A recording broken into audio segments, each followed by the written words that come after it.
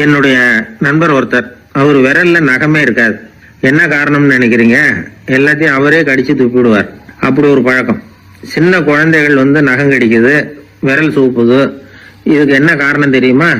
குழந்தைகள் மனசுல ஏற்படக்கூடிய ஒருவித பாதுகாப்பின்மை, இன்செக்யூரிட்டி, அல்லது தான் சரியா கவனிக்கப்படல அப்படிங்கிற எண்ணத்தோட வெளிப்பாடு தான் அது அப்படிங்கிறாங்க டாக்டர்கள்.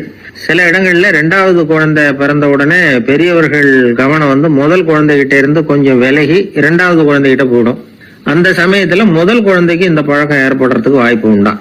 சில குடும்பங்கள்ல கணவன் மனைவி 2 பேருமே வேலைக்கு போறவங்களா இருப்பாங்க. குழந்தை ரொம்ப நேரத்துக்கு பெத்தவங்களை பிரிஞ்சு இருக்க வேண்டிய சூழ்நிலை இருக்கும். குழந்தை ஒரு பாதுகாப்பின்மையை உணர ஆரம்பிக்கும்.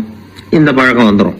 அதனால ஒரு குழந்தைக்கு தான் ஒதுக்கப்படுறோம் அப்படிங்கிற நினைப்பு வராம பாத்துக்கணும்.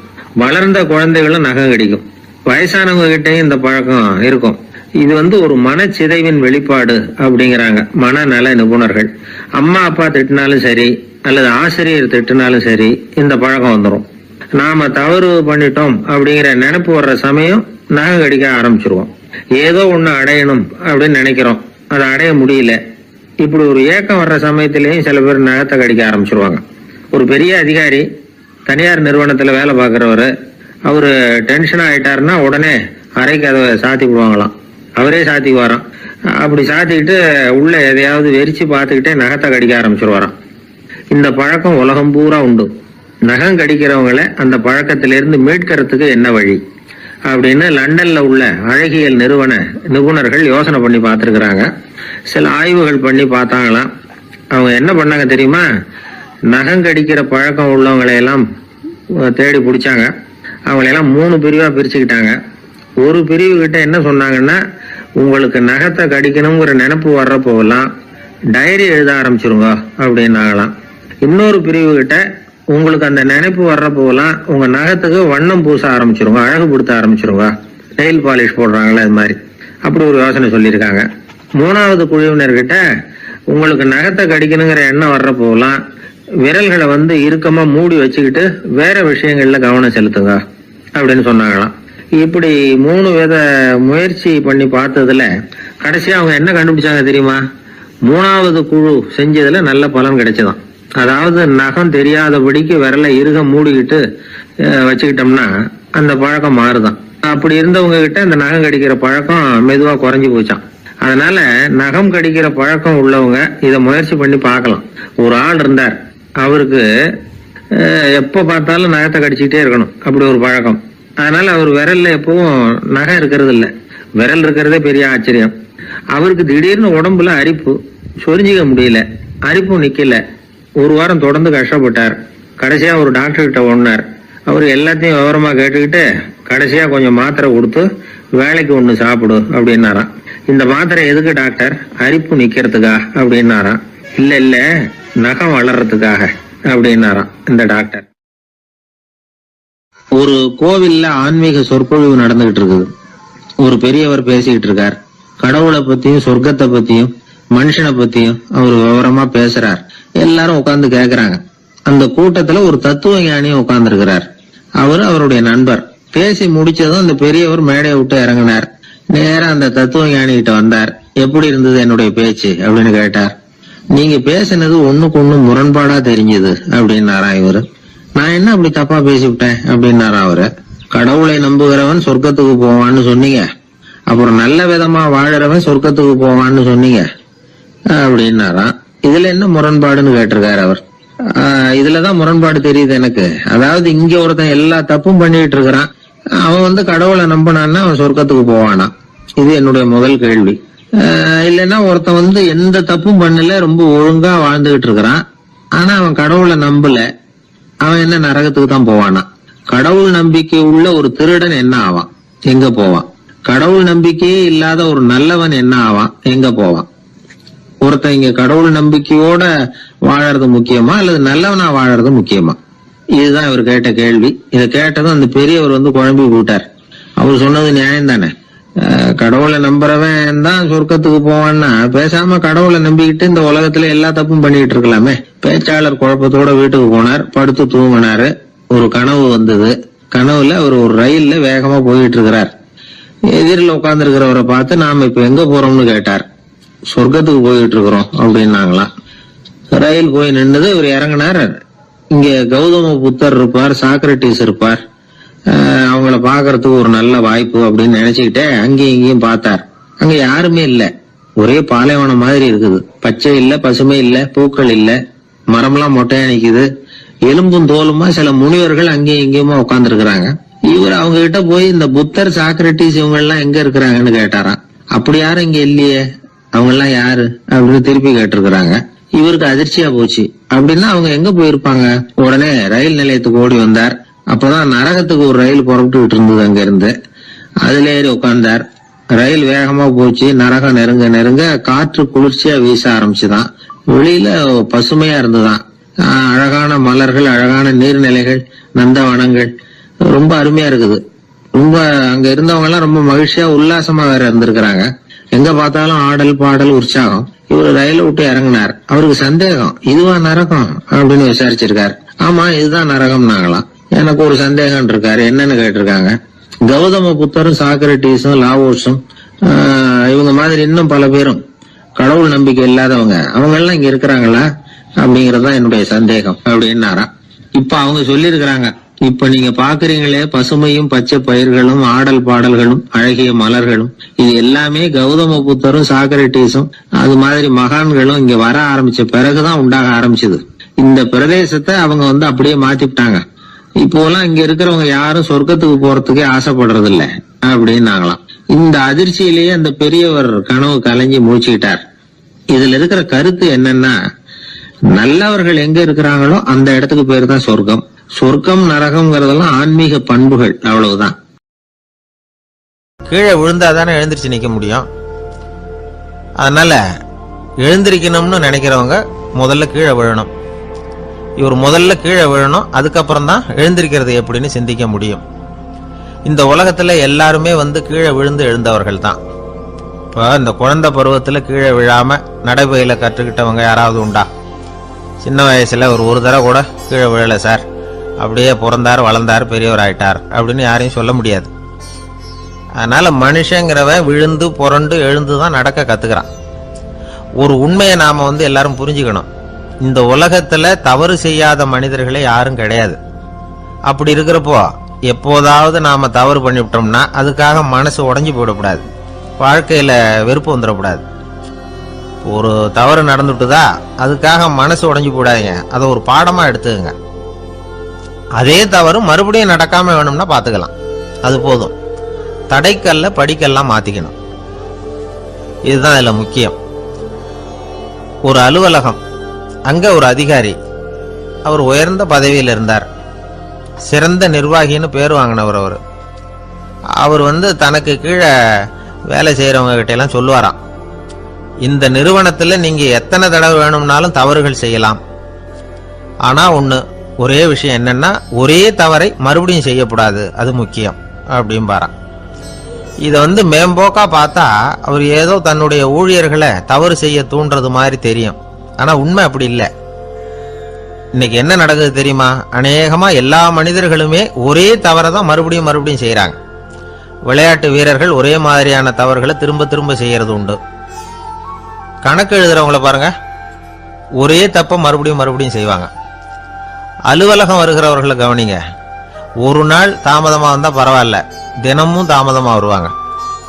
இது மாதிரி செய்த தவறையே திரும்ப திரும்ப செய்யறதுக்கு என்ன காரணம் அப்படின்னா, சோம்பல், ஞாபக மறதி, கவனக்குறைவு, தன்னுடைய திறமை பேர்ல அளவுக்கு மீறிய நம்பிக்கை, இப்படி இதுல ஏதாவது ஒரு காரணமா இருக்கலாம் அப்படிங்கிறாங்க இது பற்றி ஆய்வு செய்கிற வல்லுநர்கள். ஒரு தடவை செஞ்ச தவிர மறுபடியும் செய்யறது இல்லைன்னு முடிவு செஞ்சுக்கிட்டு அதை செயல்படுத்த கத்துக்கணும், அது போதும், வாழ்க்கை வெற்றிகரமா அமையும் அப்படிங்கிறாங்க அந்த அனுபவசாலிகள். அதனால வெற்றிகரமா வாழ்க்கையில நடைபோட விரும்பும் இளைஞர்கள் தவிர்க்க வேண்டியது என்னன்னா, முதல்ல சோம்பலை தவிருங்கள், சுறுசுறுப்பாக இயங்குங்கள் அப்படிங்கறது அவங்க அறிவுரை. ரெண்டாவது ஞாபக மறதி, எந்த செயல்லையும் ஈடுபாடு வேணும், அக்கறை வேணும். மூணாவது கவனக்குறைவு, எதையும் அலட்சியப்படுத்தக்கூடாது. நாலாவது என்னால முடியாதது எதுவுமே கிடையாது அப்படிங்கிற அளவுக்கு மீறிய நம்பிக்கை, அது ஆபத்துல கொண்டு போய் விட்டுரும்.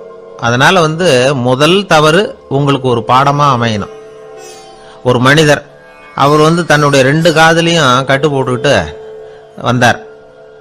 அவருடைய நண்பர் அதை கவனிச்சுட்டார். என்ன சார் ஆச்சு, 2 காதுலையும் கட்டு போட்டிருக்கீங்களே அப்படின்னு விசாரிச்சார். ஒண்ணுமில்ல சார், வீட்டில் ரொம்ப ஆர்வமா டிவியில் கிரிக்கெட் மேட்ச் பார்த்துக்கிட்டு இருந்தேன். அப்போ என்னுடைய மனைவி துணிகளுக்கு அயர்ன் பண்ணிக்கிட்டு இருந்தாங்க. அயர்ன் பாக்ஸை அப்படியே வச்சுட்டு அடுப்பங்கரைக்கு போயிட்டாங்க. அந்த சமயம் பார்த்து டெலிஃபோன் பண்ணி அடிச்சுது. அவசரமா ஓடி போய் அதை எடுத்து காதில் வச்சேன். அப்போதான் தெரியும் அது அயர்ன் பாக்ஸுங்கிற விஷயம். சூடா இருந்ததா, சுட்டு விட்டுது அப்படின்னார். 1 காது சரி சார், 2 காதும் ஏன் அப்படி ஆச்சு அப்படின்னு கேட்டார். அதே ஆளு மறுபடியும் ஃபோன் பண்ணா சார் அப்படின்னார். இவர் எவ்வளவு தூரம் யோசிச்சிருப்பார் பாருங்க. அதனால ஒரு தவறு மறுபடியும் நடக்கக்கூடாது. முதல் தவறு உங்களுக்கு ஒரு பாடமாக அமையட்டும் அப்படிங்கிறது தான் இதுல இருந்து நாம தெரிந்து கொள்ள வேண்டிய கருத்து. அதனால தவறுகள் அதெல்லாம் தடைக்கெல்லாம் நினைக்க வேண்டாம், படிக்கெல்லாம் நினைப்போம். அப்படி நினைச்சோம்னா வாழ்க்கையில வெற்றி நிச்சயம். கொஞ்சம் தூரத்துல நாம நிக்கிறோம். எட்டத்துல இருந்துகிட்டு அவரை கவனிக்கிறோம். அவர் போன்ல பேசுறத, அவர் பேசுகிற வார்த்தைகள் என்ன அப்படிங்கறது நம்ம காதுல விழல. ஆனாலும் அவர் பேசிக்கிட்டு இருக்கிறது நல்ல செய்தியா கெட்ட செய்தியா அப்படிங்கறத நம்மால யூகிக்க முடியும்.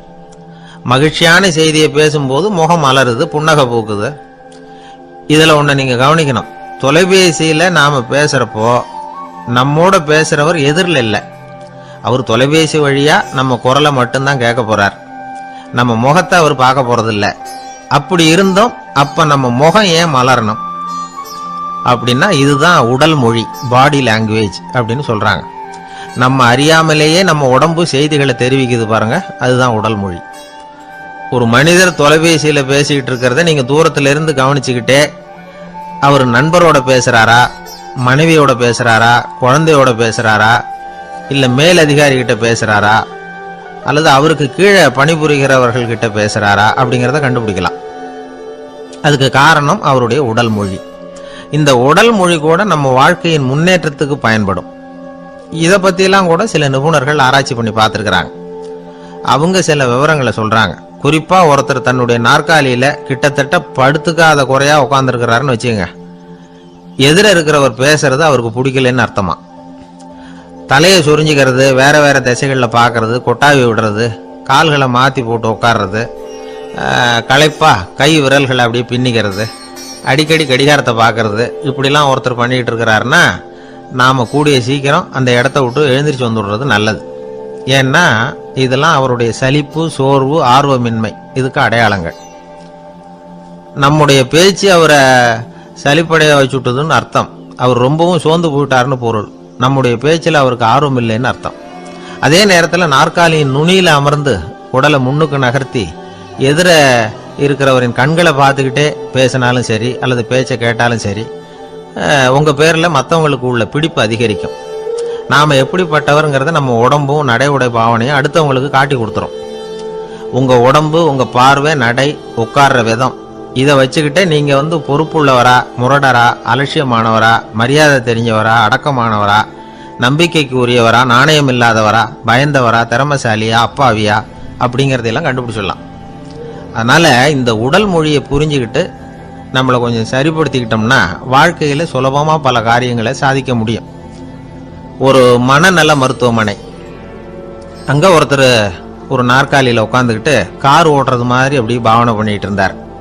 ஸ்டேரிங்கை திருப்புறது மாதிரி, பின்னாடி வர்ற வண்டியை நிக்க சொல்றது மாதிரி, அப்புறம் இவரு ஒதுங்கிக்கிட்டு அவருக்கு வழி விடுறது மாதிரி, இப்படிலாம் சேட்டைகள் பண்ணிக்கிட்டு இருந்தார் மனநல மருத்துவமனையில. இத பார்த்துக்கிட்டு இருந்த ஒருத்தர் பக்கத்துல இருந்த இன்னொருத்தர்கிட்ட கேட்டார், இவர் ஏன் இப்படி பண்றாரு, இவருக்கு ஏன் அப்படி வந்தது நிலைமை அப்படின்னு சொல்லி அவர் விசாரிச்சார். அப்ப அவர் விவரம் சொன்னார். வேற ஒண்ணும் இல்லைங்க, இவருக்கு கார் ஓட்டணும்னு ஆசை ரொம்ப காலமா, அது நிறைவேறாம போயிட்டுது. அதுக்கப்புறம் அவர் மனநோயாளியை மாறிட்டார். இங்க அழைச்சிட்டு வந்தாங்க. இங்க அழைச்சிட்டு வந்ததுல இருந்து அப்படிதான் பண்ணிட்டு இருக்கிறார். அப்ப கார் ஓட்டுறது மாதிரிலாம் பாவனை பண்ணிட்டு இருப்பார், திருப்புறது மாதிரி பண்ணுவார், பின்னாடி வர்றவங்களுக்கு இடம் விடுவார், இப்படிலாம் செய்யறார் அப்படின்னு விவரம் சொன்னாங்க. நீங்க சொல்லப்படாதா, இப்ப நீங்க கார் ஓட்டல, வெறும் நாற்காலியில தான் உட்கார்ந்து இருக்கிறீங்க அப்படின்னு நீங்க சொல்லப்படாதா அவருக்கு அப்படின்னு கேட்டாங்க.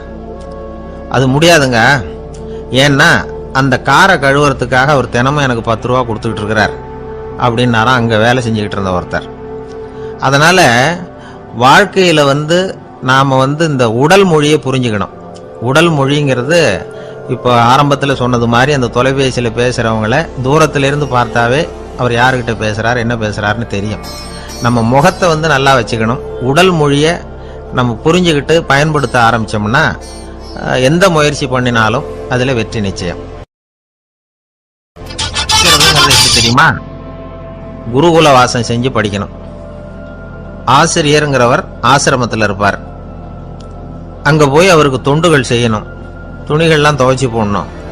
தூங்கும்போது காலை பிடிச்சி விடணும். புழுக்கமா இருந்தா விசிறி மட்டை எடுத்து விசிறணும். அப்படியே அப்பப்போ அவர் சொல்லி கொடுக்குற பாடத்தையும் கத்துக்கணும். அவர் சொல்லி கொடுக்குற பாடங்களை ஓலைச்சுவடிகளில் எழுதிக்கணும். இதுதான் குருகுல வாசம்ங்கிறது. இப்போ மாதிரிலாம் கிடையாது. ஆக குருகுல வாசம்ங்கிறது மனசையும் பண்படுத்தும், அறிவையும் பண்படுத்தும். அப்படி ஒரு பயிற்சி அது. அந்த காலத்தில் பஞ்சபாண்டவர்கள் ஒரு குருகுலத்தில் படிக்க போனாங்களாம். ஏற்கனவே அங்கே ஒரு 15 பேர் இருந்திருக்கிறாங்க. இவங்களையும் சேர்த்து மொத்தம் 20 பேர். எல்லாரும் ரொம்ப ஆர்வத்தோடு அங்கே தங்கி படிச்சுக்கிட்டு இருக்கிறாங்க. 2 வருஷம் ஓடி போச்சு. எல்லாரும் ஊருக்கு திரும்ப வேண்டிய நேரம். ஆசிரியர் ஒவ்வொருத்தராக கூப்பிட்டார். இது வரைக்கும் என்ன கற்றுக்கிட்ட அப்படின்னு கேட்டார். அவங்க தாங்கள் எழுதி வச்சிருந்ததை சொன்னாங்க, கற்றுக்கிட்டதை சொன்னாங்க. அங்கே படிக்க வந்தவங்க எல்லாருமே புத்திசாலிகள். அது மட்டும் இல்லை, பல பேர் அரச குடும்பத்தை சேர்ந்தவங்க, இளவரசர்களாக வேற இருக்கிறவங்க. அதனால அவங்க கிட்ட அபாரமான கல்வி அறிவை எதிர்பார்த்தார். ஒருத்தன் தான் எழுதி வச்சிருந்த சரித்திர பாடம் பூராவையும் படிச்சு காட்டினான். இன்னொருத்தன் தான் எழுதி வச்சிருந்த பூகோள பாடம் பூராவையும் படிச்சு காட்டினான். இப்படி ஒவ்வொருத்தரா அவங்க படிச்சது என்னங்கிறத படிச்சு காட்டிட்டு போனாங்க. கடைசியா தர்மர் வந்தார். பேசாம நிக்கிறார். தன் கையில் இருந்த ஓலைச்சுவடி கேட்ட அவர் பிரிக்கவே இல்லை. ஆசிரியர் இவர்கிட்ட தான் அதிகமா எதிர்பார்த்தார். ஆனா இவரோ பேசாம நின்றுட்டு இருக்கிறார். நீ என்ன கத்துக்கிட்ட சொல்லு, ஓலைச்சுவடியை பிரிச்சு படினார் அந்த முனிவர். தர்மர் அசையவே இல்லை. மெதுவா சொன்னார், ஐயா, நான் கத்துக்கிட்டது ஒன்னே ஒண்ணுதான். அதுதான் வாழ்க்கையில எனக்கு ரொம்ப முக்கியமான பாடமா அமையும் அப்படின்னார். என்னது, என்கிட்ட 2 வருஷ காலமா படிச்சு விட்டு கடைசியில கத்துக்கிட்டது ஒன்னே ஒண்ணுதானா அப்படின்னார் முனிவர். அவருக்கு ஒன்றும் புரியல. மற்ற மாணவர்களை விட இவர் பண்புகள்ல உயர்ந்தவர், அறிவுல சிறந்தவர், வயசுல முதிர்ந்தவர். இவரே இப்படி சொன்னா மற்றவங்க நிலைமை என்னத்துக்கு ஆறுது? அவங்க ரொம்பவும் கெட்டு போயிடுவாங்களே அப்படின்னு அவர் யோசனை பண்ணார். தர்மா, நல்லா யோசனை பண்ணி பதில் சொல்லு. 2 வருஷமா நீ கத்துக்கிட்டது என்ன அப்படின்னு தானே நான் கேட்குறேன். அதை கொஞ்சம் யோசனை பண்ணி சொல்லுன்னார் முனிவர் கொஞ்சம் கோபமா. தர்மர் முகத்துல எந்த மாறுதலுமே இல்லை. இல்லையா, 2 வருஷமா நான் கத்துக்கிட்ட முக்கியமான பாடம் ஒன்னே ஒண்ணுதான்னார். இப்போ அந்த முனிவருக்கு கோபம் அதிகமா வந்துடுச்சு. ஏன்பா, உனக்கு வெக்கமா இல்லையா? உன்னை விட வயசுல குறைஞ்சவங்க எவ்வளவு பாடம் கத்துக்கிட்டு இருக்கிறாங்க, எவ்வளவு விரிவா அவங்க படிச்சு காட்டினாங்க. நீயும் கூட நிறைய குறிச்சு வச்சிருக்கிற போல இருக்க, அதை ஏன் பிரிச்சு படிக்க கூடாது அப்படின்னார். ஐயா, நான் சொல்றது உங்களுக்கு ஏமாற்றமா இருந்தா என்னை மன்னிக்கணும். நான் ரொம்ப முக்கியமா கத்துக்கிட்டு இருக்கிறது ஒன்னே ஒண்ணுதான், மற்ற எதையும் சொல்றதுக்கு விரும்பலேன்னார். மாணவர்கள்லாம் சிரிச்சுட்டாங்க. முனிவருக்கு கோபம் அளவுக்கு மீறி வந்துட்டு ஓங்கி அரைஞ்சு விட்டார் தர்மரை அவர் கண்ணத்துல. தர்மர் கண்ணை செவந்து போட்டுது, கண்கள் கலங்கி போச்சு. ஆனாலும் அவர் அமைதியை இழக்கல, தலை குனிஞ்சு நிற்கிறார். இவருடைய புடிவாதம் முனிவருக்கு இன்னும் ஆத்திரத்தை உண்டாக்கி விட்டது. இன்னொரு கண்ணத்திலே அரைஞ்சார். எல்லாரும் பயந்து போய் அமைதியா நின்றுட்டு இருக்கிறாங்க. முனிவர் கத்துறார், அப்படி நீ கத்துக்கிட்ட அந்த முக்கியமான பாடம் தான் என்ன, அதையாவது சொல்லு அப்படின்னார். ஐயா, அதை மட்டும் ஒரு ஓலைச்சுவடியில தனியா குறிச்சு வச்சிருக்கிறேன், இந்தாங்க, இதை நீங்களே படிச்சு பாருங்கன்னார். தர்மர் ஓலைச்சுவடியை நீட்டினார். முனிவர் அதை வாங்கி பிரிச்சார், சத்தம் போட்டு படிச்சார். என்ன எழுதியிருக்காருன்னா, எப்படிப்பட்ட சோதனை ஏற்பட்டாலும் நிதானம் இழந்து கோபத்துக்கு ஆளாக கூடாது அப்படின்னு. இதான் அந்த ஓலைச்சுவடியில் அவர் எழுதி வச்சிருந்தது. அந்த ஒரு கணத்திலேயே முனிவரும் எல்லா மாணவர்களும் தர்மரை புரிஞ்சுக்கிட்டாங்களாம். அவர் கத்துக்கிட்டது ஏட்டு சுரக்கா இல்லை, வாழ்க்கையில பயன்படக்கூடிய முக்கியமான அனுபவ பாடம். முனிவர் கண்களில் கண்ணீர். தர்மரை அன்போட கட்டி தழுவிக்கிட்டார். அப்புறம் சொன்னார், தர்மா, என்னை மன்னிச்சிரு, நீ மாணவன் இல்லை, ஆசிரியன். நான் இதுவரைக்கும் தெரிஞ்சுக்காத அனுபவ பாடத்தை நீ இப்போ எனக்கு கற்றுக் கொடுத்துட்ட அப்படின்னு சொன்னாராம். அதனால நிதானம் தவறக்கூடாதுங்கிறது ரொம்ப முக்கியமான ஒரு செய்தி. ஒரு ஆசிரியர் மாணவனை ஒரு கண்ணத்துல ஓங்கி அரைஞ்சுட்டார். இவன் நிதானம் தவறல, அமைதியா நின்றுகிட்டு இருந்தான். அவர் ஒரு தடவை அரைஞ்சதும் எப்படி உன்னால நிதானம் தவறாம இருக்க முடிஞ்சுது அப்படின்னு கேட்டாங்க நண்பர்கள்.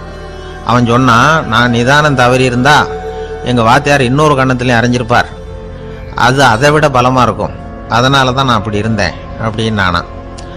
ஆக நாம தெரிந்து கொள்ள வேண்டியது வாழ்க்கையில நிதானம் தவறாமல் இருக்க வேண்டும். அதுதான் வெற்றியின் ரகசியம். ஒரு நண்பர்கிட்ட பேசிக்கிட்டு இருந்தேன். அவருடைய உறவினர் ஒருத்தர் ஒரு நேர்முக தேர்வுக்கு போயிருந்தாராம், இன்டர்வியூக்கு.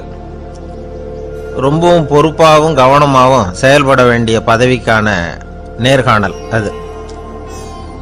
இவர் எழுத்து தேர்வில் ஏராளமான மதிப்பெண்கள் வாங்கிவிட்டார். அதனால அதை பற்றி கவலை இல்லை. இப்போ நேர்முக தேர்வில் தேர்வு பெறணும். ஏராளமான சான்றிதழ்கள் வச்சிருந்தார். நேர்காணலில் கேட்கப்பட்ட எல்லா கேள்விகளுக்கும் சரியான பதில தான் சொன்னார். இருந்தாலும் பாருங்க, அந்த நேர்முக தேர்வில் அவர் தேர்ந்தெடுக்கப்படலை. என்ன காரணம் அப்படின்னு பின்னாடி விசாரிச்சப்போ தான் விவரம் தெரிஞ்சுதான். அது என்ன ஆயிருக்குதுன்னா, அந்த நேர்காணலின் போது இவர் நடந்துகிட்ட முறையில சில தவறுகள் நடந்து போச்சான். முக்கியமா 2 தவறுகள். ஒண்ணு, அவங்க ஒரு கேள்வியை கேட்டு முடிக்கிறதுக்குள்ளேயே இவர் பதில் சொல்ல ஆரம்பிச்சுட்டாராம்.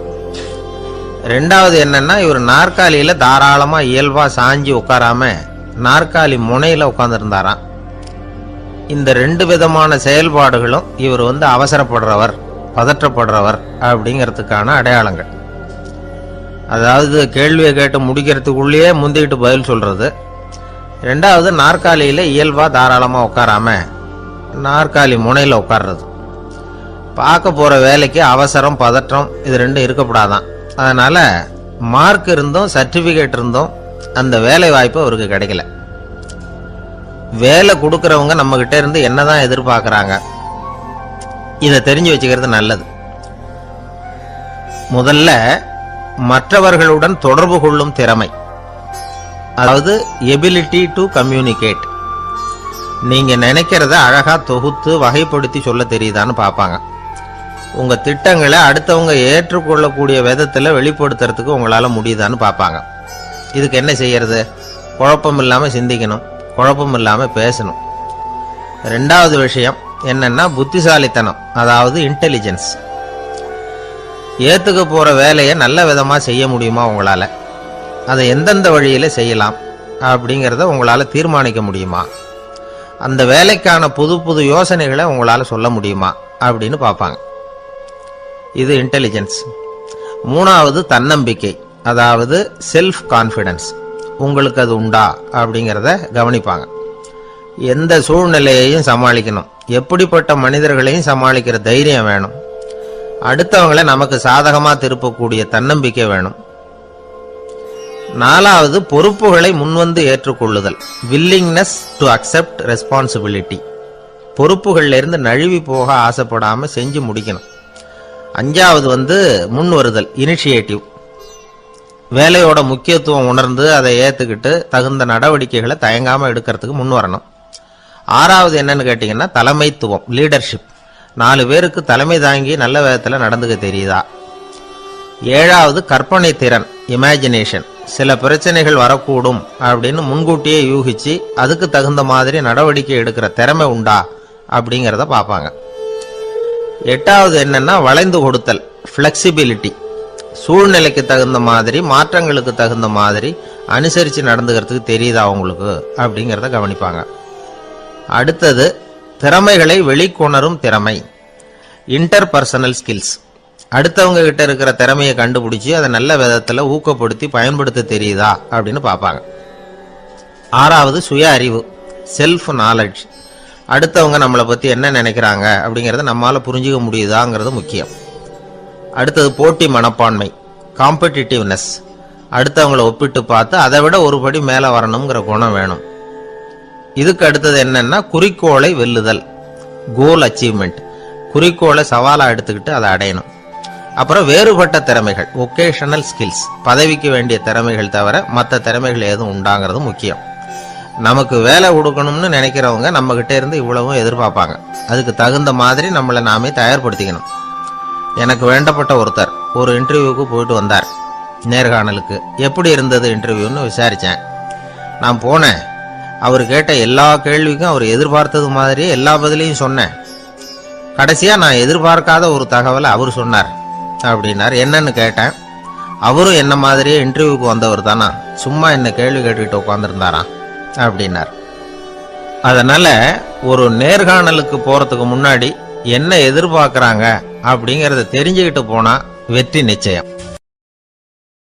வாழ்க்கையில ரொம்பவும் அடிபட்டு அல்லல் பட்டுக்கிட்டு இருக்கிற ஒருத்தர் வந்தார். மனசு ரொம்பவும் நொந்து போய் பேசினார். இந்த உலகத்துல மனுஷனா பிறந்ததை விட மாடா பிறந்திருக்கலாம் சார் அப்படின்னார். திடீர்னு வந்து என்கிட்ட இப்படி சொன்னா அதுக்கு நான் என்னங்க பண்ண முடியும் அப்படின்னேன். உங்ககிட்ட வரணும்னு தோணுச்சு, அதனால வந்தேன் அப்படின்னார். சரிங்க, இப்படி ஒரு யோசனை வந்ததுக்கு என்ன காரணம் அப்படின்னு சொல்லி அவர்கிட்ட கேட்டேன். அதுக்கு அவர் சொன்னார், என் பையனுக்கு வேலை தேடுறேன் கிடைக்கல, பொண்ணுக்கும் மாப்பிள்ளை தேடுறேன் கிடைக்கல, வீடு கட்டுறதுக்கு கடன் கேட்கறேன் கிடைக்கல. மாடா பிறந்திருந்தா இது மாதிரி கவலையெல்லாம் கிடையாதுல்ல, பேசாம வைக்கோலை தின்னுக்கிட்டு அசை போட்டுக்கிட்டே கடந்து விடலாமே அப்படின்னாரு அலட்சியமா. அதுக்கப்புறம் தான் அவர் சொன்ன கருத்தை நானும் கொஞ்சம் அசை போட ஆரம்பிச்சேன் மனசுக்குள்ள. இப்போ இயற்கையை பொறுத்த வரைக்கும் அது நாம எல்லாரும் மகிழ்ச்சியா வாழணும் அப்படின்னு தான் விரும்புது. விலங்குகள், பறவைகள், தாவரங்கள், அப்புறம் மற்ற உயிரினங்கள் எல்லாமும் நல்லபடியா இருக்கணும் அப்படிங்கிறது தான் இயற்கையோட விருப்பம். அதுல ஒன்றும் சந்தேகம் இல்லை. இயற்கையோட அமைப்பை கொஞ்சம் கவனிச்சு பார்த்தா அதை நாம நல்லா புரிஞ்சுக்கலாம். இருந்தாலும் இந்த ஆள் சொன்னதை கேட்ட பிறகுதான் ஒரு முக்கியமான வேறுபாடு புரிஞ்சுது. அதாவது இந்த உலகத்துல உள்ள முக்கியமான பிரச்சனைகள் 6. அந்த 6 பிரச்சனைகளும் ஆடு மாடுகளுக்கு கிடையாது, மரம் செடி கொடிகளுக்கு கிடையாது. ஆனா மனுஷன் அந்த 6 பிரச்சனைகளையும் சந்திக்க வேண்டியிருக்கு. சரி, அந்த 6 பிரச்சனைகள் என்னென்ன தெரியுமா? முதல்ல இந்த ஆடு மாடுலாம் நமக்குன்னு சொந்தமா ஒரு வீடு இல்லையே அப்படின்னு கவலைப்பட்டுக்கிட்டு இருக்கிறது இல்ல. ஆனா மனிதனுக்கு வீடு தேவைப்படுது. இது ஒரு வித்தியாசம். இப்ப 2வது பிரச்சனை என்னன்னா ஆடை பிரச்சனை. ஒரு கோழியோ சேவலோ நாம போட்டுக்கிறதுக்கு ஒரு சட்டை இல்லையே அப்படின்னு கவலைப்படுறது இல்ல. ஆனா மனுஷனுக்கு அந்த கவலை உண்டு. சரி, இப்ப 3வது என்னன்னு பார்த்தா கல்வி பிரச்சனை. ஒரு பசுமாடு கவலையோட நின்றுகிட்டு இருக்கு அப்படின்னு வச்சுக்குவோம். நீங்க அதுகிட்ட போய் ஏன் பசுமாடை கவலையோட நின்றுகிட்டு இருக்கிற அப்படின்னு கேட்குறீங்க. என் கண்ணுக்குட்டிக்கு எல்கேஜியில் இடம் கிடைக்கல, டொனேஷன் கொடுக்கறதுக்கு கையில் பணமும் கிடையாது, சிபாரிசுக்கு யாரை பிடிக்கிறதுன்னு தெரியல, இப்படியா சொல்லிக்கிட்டு இருக்கோம். அதுக்கு அந்த கவலையெல்லாம் கிடையாது. ஆனால் மனிதனுக்கு அந்த கவலை உண்டு. 4வது என்னன்னு பார்த்தீங்கன்னா வேலை வாய்ப்பு பிரச்சனை. வேலை கிடைக்கலையே அப்படின்னு வேப்ப மரம் கவலைப்படுறது இல்லை, ஆனால் மனுஷன் கவலைப்படுறான். 5வது என்னன்னு பார்த்தா கல்யாண பிரச்சனை. எரும மாடு பசுமாடு எல்லாம் பொண்ணுக்கு மாப்பிள்ளை தேடிக்கிட்டாலே இது பேப்பர்ல மணமகன் தேவை அப்படின்னு விளம்பரமா கொடுக்குது, அதெல்லாம் கிடையாது. 6வது என்னன்னு பார்த்தீங்கன்னா பணம் சம்பந்தமான பிரச்சனை. ஆடு மாடுலாம் பணத்தை சேமிக்கணும்னோ ஏதாவது நிதி நிறுவனத்துல முதலீடு பண்ணணும்னோ நினைச்சுக்கிட்டு இருக்கிறது இல்லை. பணத்தை எப்படி காப்பாத்துறது அப்படிங்கிற கவலையும் அதுகளுக்கு கிடையாது. குதிரை வந்து குளம்போட பிறக்குது, அதனால அது காடு மேடெல்லாம் கவலை இல்லாம தெரியலாம். ஆடு வந்து உடம்புல ரோமத்தோட பிறக்குது, அதனால அது குளிரை பத்தி கவலைப்பட வேண்டிய அவசியம் இல்லை. ஆனா மனுஷனை பார்த்தீங்கன்னா அவன் தான் ஒண்ணுமில்லாம பிறக்கிறான். ஏன் இந்த பாகுபாடு அப்படின்னு கேட்டா இதை பத்தி கொஞ்சம் சிந்திச்சு பார்க்கணும். அதாவது இந்த சந்தேகத்தை ஒரு பெரியவர்கிட்டையும் கேட்டேன். அவரு சொன்னார் இதுக்கு பதில். அவர் இதே கேள்வியை இயற்கை கிட்ட கேட்டாராம். இயற்கை பதில் சொல்லிச்சான், வேற யாருக்கும் கொடுக்காத ஒரு வலுவான கருவிய, ஒரு பவர்ஃபுல் வெப்பன் மனுஷனுக்கு கொடுத்துருக்கிறேன்னு, அந்த கருவியை உபயோகப்படுத்தி அந்த 6 பிரச்சனையை மட்டும் இல்ல 6 கோடி பிரச்சனைகள் இருந்தாலும் அதையெல்லாம் சமாளிக்கலாம். அது கருவி என்ன தெரியுமா? அதுதான் 6வது அறிவு. அதை உபயோகப்படுத்தினா காலுக்கு செருப்பு தயார் பண்ணிக்கலாம், குளிருக்கு போர்வை தயார் பண்ணிக்கலாம், என்ன வேணும்னாலும் செய்யலாம் அப்படின்னு இயற்கை பதில் சொல்லிச்சான். அதனால நாம செய்ய வேண்டியது என்னன்னா இயற்கையை முதல்ல சரியா புரிஞ்சுக்கணும். இயற்கையின் படைப்பையே நாம சரியா புரிஞ்சுக்கிறது இல்லையே, அதுதான் வேதனை. இந்த கதையை கேளுங்க.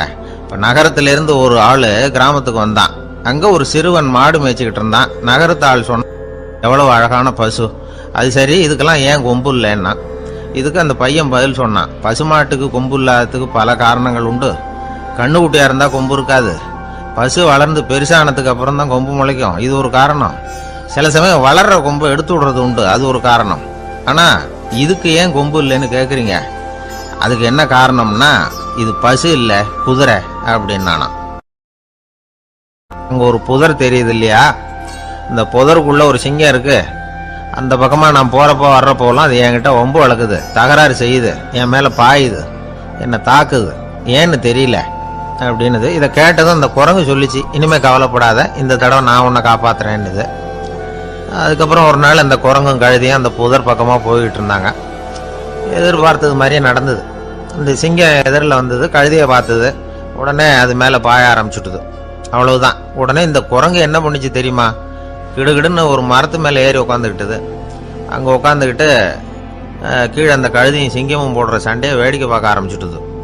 கொஞ்ச நேரம் கழித்து அடிபட்ட காயத்தோடு அந்த கழுதை மெதுவாக நடந்து வந்தது.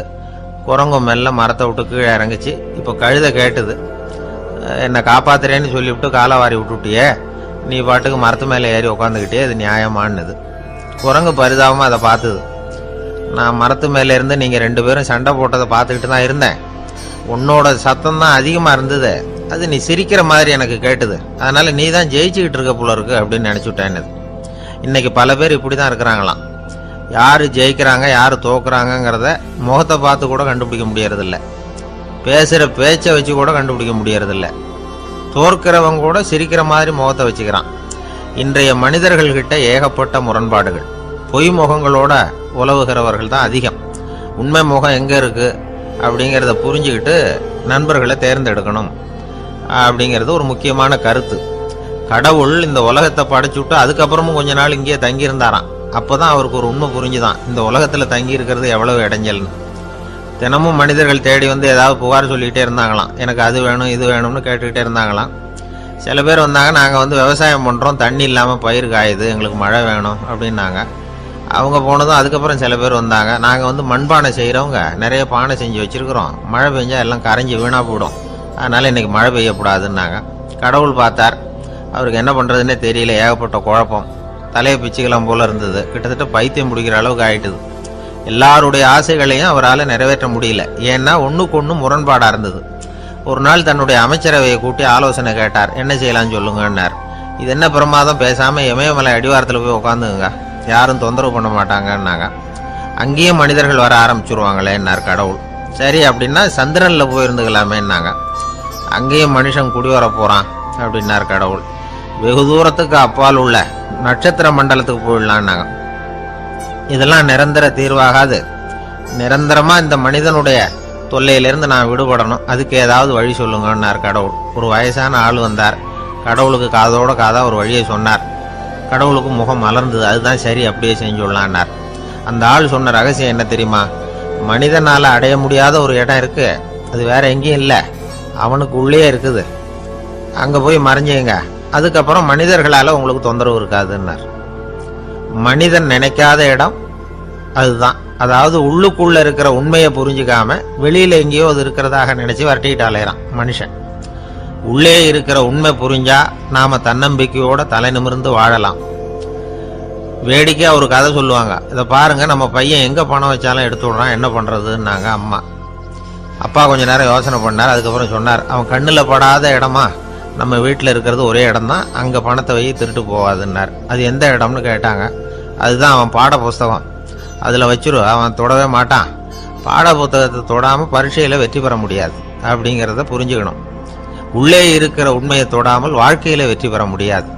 அதனால் உண்மையை புரிஞ்சுக்கிட்டா வாழ்க்கையில் வெற்றி நிச்சயம். கத்தியை தீட்டாதே புத்தியை தீட்டு அப்படின்னு ஒரு பெரியவர் புத்தி சொன்னார். அதை கேட்ட ஒரு இளைஞன், அது எப்படி பெரியவரை புத்தியை தீட்டுறது, கத்தியை தீட்டுன்னு சொன்னால் ஒரு கருங்கல்லில் கத்தியை தேய்க்கலாம், புத்தியை தீட்டுன்னு சொன்னால் எப்படி தலையை கொண்டுட்டு போய் தரையில் தேய்ச்சிக்கிட்டு இருக்க முடியுமா அப்படின்னா. அந்த பெரியவர் உடனே புரிஞ்சுக்கிட்டார், இந்த இளைஞனுக்கு புத்தி கூர்மை கம்மி அப்படிங்கிறத புரிஞ்சுக்கிட்டார். அது சரி, அறிவுக்கும் புத்திசாலித்தனத்துக்கும் என்ன வித்தியாசம்? இது ஒரு முக்கியமான கேள்வி. அறிவுன்னா என்ன, புத்திசாலித்தனம்னா என்ன? இதே கேள்வியை சாக்ரட்டிஸ் கிட்ட அவருடைய சீடன் ஒருத்தன் கேட்டானான். ஐயா, அறிவுக்கும் புத்திசாலித்தனத்துக்கும் என்னங்க வித்தியாசம் அப்படின்னு கேட்டிருக்கான். சாக்ரட்டிஸ் நிமிர்ந்து பார்த்துருக்கிறார் அந்த சீடனை. அதுக்கப்புறம் சொன்னாராம், நான் சொல்கிறேன் உன்னுடைய கேள்விக்கு பதில், ஆனால் அதுக்கு முன்னாடி நீ ஒரு காரியம் பண்ணணும்னாரான். என்னங்க செய்யணும் சொல்லுங்கன்னு இருக்கான். அதோ பாரு, ஒரு பெரியவர் உட்காந்துருக்கிறாரு, அவர்கிட்ட போ, இங்கேருந்து பக்கத்தில் இருக்கிற அந்த கிராமத்துக்கு போய் சேர எவ்வளவு நேரம் ஆகும் அப்படின்னு கேட்டுட்டு வா அப்படி சொன்னார் சாக்ரட்டிஸ். சரின்னு சொல்லிவிட்டு இவன் போனான். அந்த பெரியவர் முன்னாடி போய் நின்னான். ஏங்க பெரியவரை, இங்கேருந்து அதோ தெரியுத அந்த கிராமத்துக்கு போய் சேர்றதுக்கு எவ்வளவு நேரம் ஆகும் அப்படின்னு கேட்டான். பெரியவர் நிமிர்ந்து பார்த்தார். ஆனால் பதில் எதுவும் சொல்லலை. இவன் மறுபடியும் ஒரு தடவை அதே கேள்வி அவர்கிட்ட கேட்டான். என்னங்க, நான் கேட்குறது உங்கள் காதில் விழுதா? அந்த கிராமத்துக்கு போய் சேர்றதுக்கு எவ்வளோ நேரம் ஆகும் அப்படின்னு சொல்லி மறுபடியும் கேட்டான். அப்பவும் அவர் பதில் சொல்லலை. உடனே அவன் மனசுக்குள்ளே முடிவு பண்ணிக்கிட்டான். சரி, பெரியவர் ஒரு மாதிரியாக தெரிகிறார், புத்தி சுவாதீனம் சரியில்லாத ஒரு மாதிரி தெரியுது அப்படின்னு நினச்சிக்கிட்டே வந்த வழியிலே திரும்பி வந்துட்டான். கொஞ்சம் தூரம் நடந்திருப்பான். இப்போ அந்த பெரியவர் மறுபடியும் கூப்பிட்டார். இளைஞனே இப்படி வாழ்னார். இவனுக்கு ஒன்றும் புரியல. மறுபடியும் திரும்பி நடந்தான். அவர் முன்னாடி போய் நின்னான்.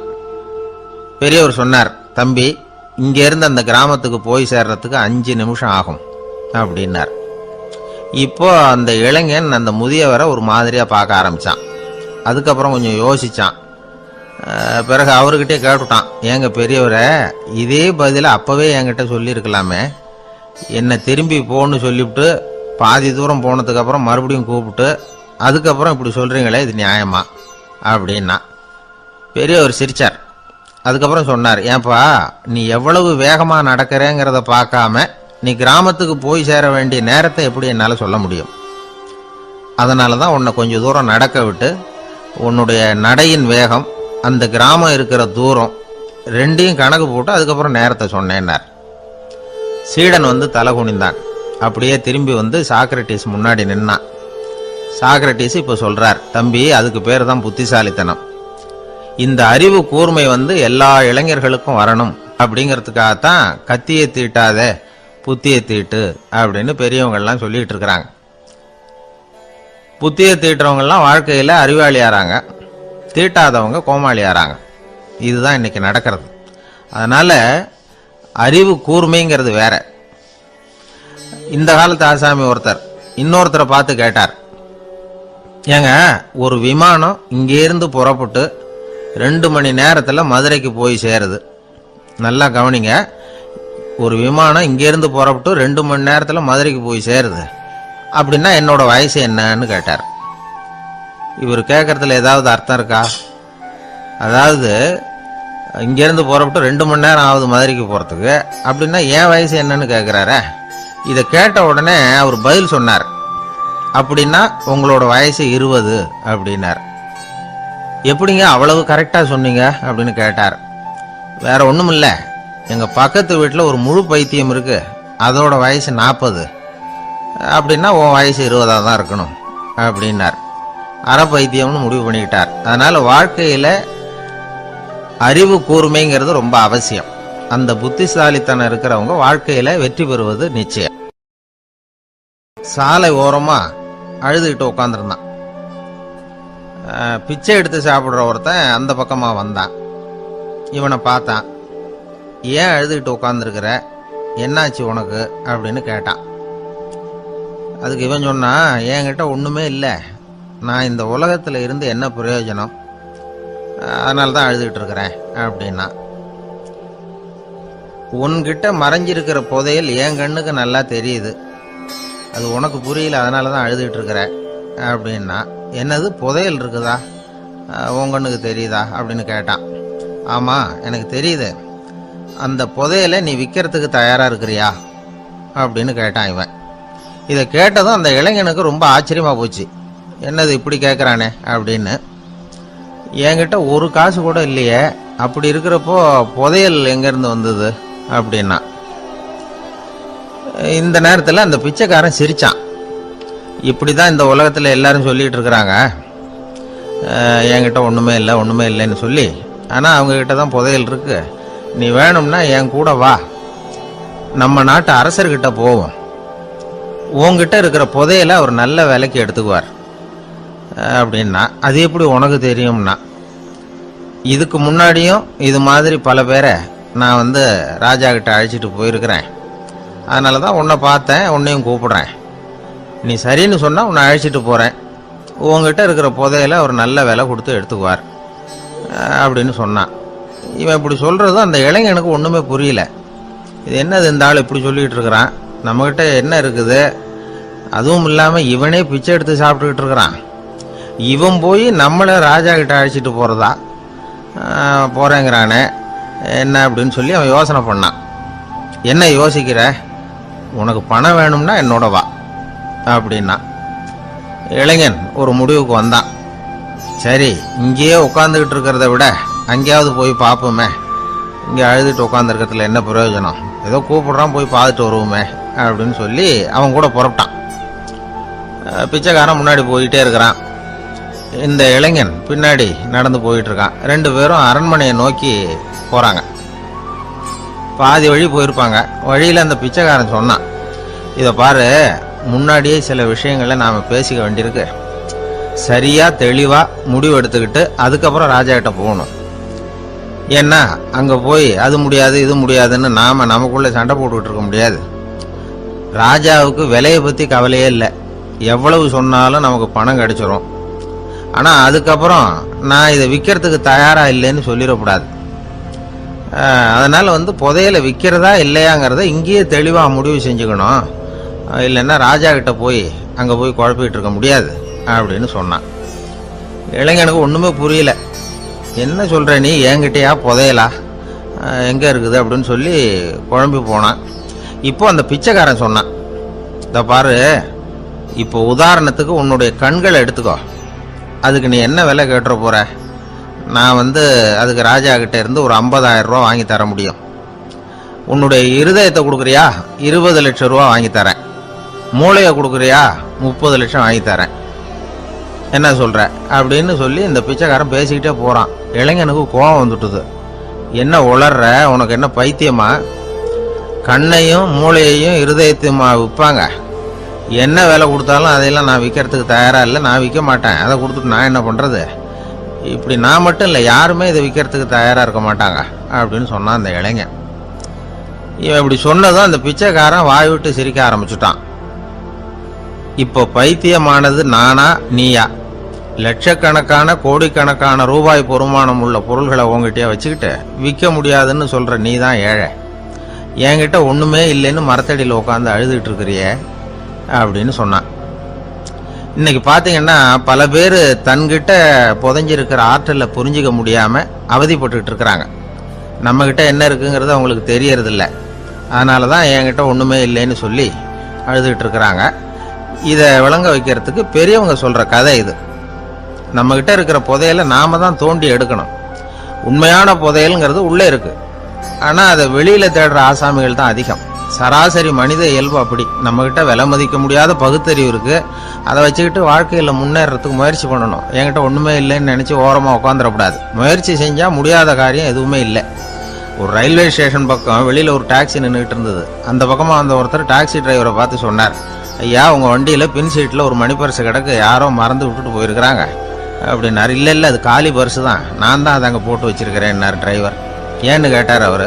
இதுக்கு டிரைவர் சொன்னாரு, அதை பார்க்குற யாராவது அதை எடுத்துக்கலாம்ங்கிற ஆசையிலையாவது சவாரிக்கு வருவாங்க, அதுக்காக தான் போட்டு வச்சிருக்கிறேன் அப்படின்னார். ஒரு நண்பர் அவசர அவசரமா என்கிட்ட ஓடி வந்தார். அப்புறம் சொன்னார், என்னால் நம்பவே முடியல சார், என் பையனா இப்படி அப்படின்னு சொல்லி ஆச்சரியப்பட்டார். உங்க பையன் அப்படி என்னதான் செஞ்சுட்டான்னு கேட்டேன். என்னால முடியாத ஒரு காரியத்தை அவன் சுலபமா செஞ்சுட்டான் சார் அப்படின்னார். அது என்ன, உங்களால முடியாத காரியத்தை அவன் செஞ்சுட்டாங்கிறீங்க, அது என்ன காரியம்னு தான் சொல்லுங்களேன். என்ன, 5ஆம் வகுப்புல அவன் ஒரே தடவையில் பாஸ் ஆயிட்டான் சார், அதாவது ஒரே அட்டம்ப்ட்ல பாஸ் ஆயிருக்கிறான் அப்படின்னார். மூச்சு வாங்க. கஷ்டப்பட்டு பரீட்சை எழுதினவன் அவன், இவருக்கு மூச்சு வாங்குது.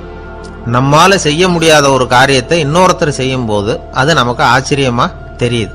இப்ப சர்க்கஸ் பாக்குறோம், அங்க ஒருத்தர் அந்த இடத்துல தொங்குறார், அதை பாக்குறப்போ அது நமக்கு ஆச்சரியமா தெரியுது. ஏன்னா அது மாதிரி அந்த இடத்துல தொங்குறதுங்கிறது நம்மால முடியாத காரியம். நம்மால முடியாத ஒண்ண அடுத்த ஒருத்தர் ரொம்ப சுலபமா செய்யறப்போ நாம மருள்வது இயற்கை. இதைத்தான் தொல்காப்பியம் மருட்கை அப்படின்னு சொல்லுது. இந்த வியப்பு இருக்குதே, இது 4 வகையில ஏற்படுதான். அதையும் தொல்காப்பியம் தான் சொல்லுது. அது என்ன 4 வகை அப்படின்னா, முதல் வகை எப்படின்னா புதுமையான அரிய செயல்களை செய்வது. 2வது வகை என்னன்னா பெரிய செயல்களை செய்யறது. மூணாவது வகை எப்படின்னா மிக நுட்பமான செயல்களை செய்யறது. நாலாவது வகை ஆக்கம் தரும் செயல்களை செய்யறது. புதுமை, பெருமை, சிறுமை, ஆக்கமோடு மதினம் சாலா மருட்கை நான்கே அப்படிங்கிறது தொல்காப்பியம். இன்னைக்கு விஞ்ஞானம் புதுசு புதுசா எதையோ கண்டுபிடிச்சுக்கிட்டு இருக்குது. அந்த கண்டுபிடிப்புகளை எல்லாம் பார்க்கறப்போ ஆரம்பத்துல ஆச்சரியமா இருக்கு, அதுக்கப்புறம் நமக்கு பழகி போடுது. வானொலி பெட்டி புதுசா வந்தப்போ அதை சுற்றி எவ்வளவு கும்பல், ஒரு பெட்டி பேசுது அப்படிங்கிறது எவ்வளவு வியப்புக்குரிய விஷயம். இப்ப யாரும் வானொலி பெட்டியை ரொம்ப ஆச்சரியத்தோட பாக்குறது இல்ல.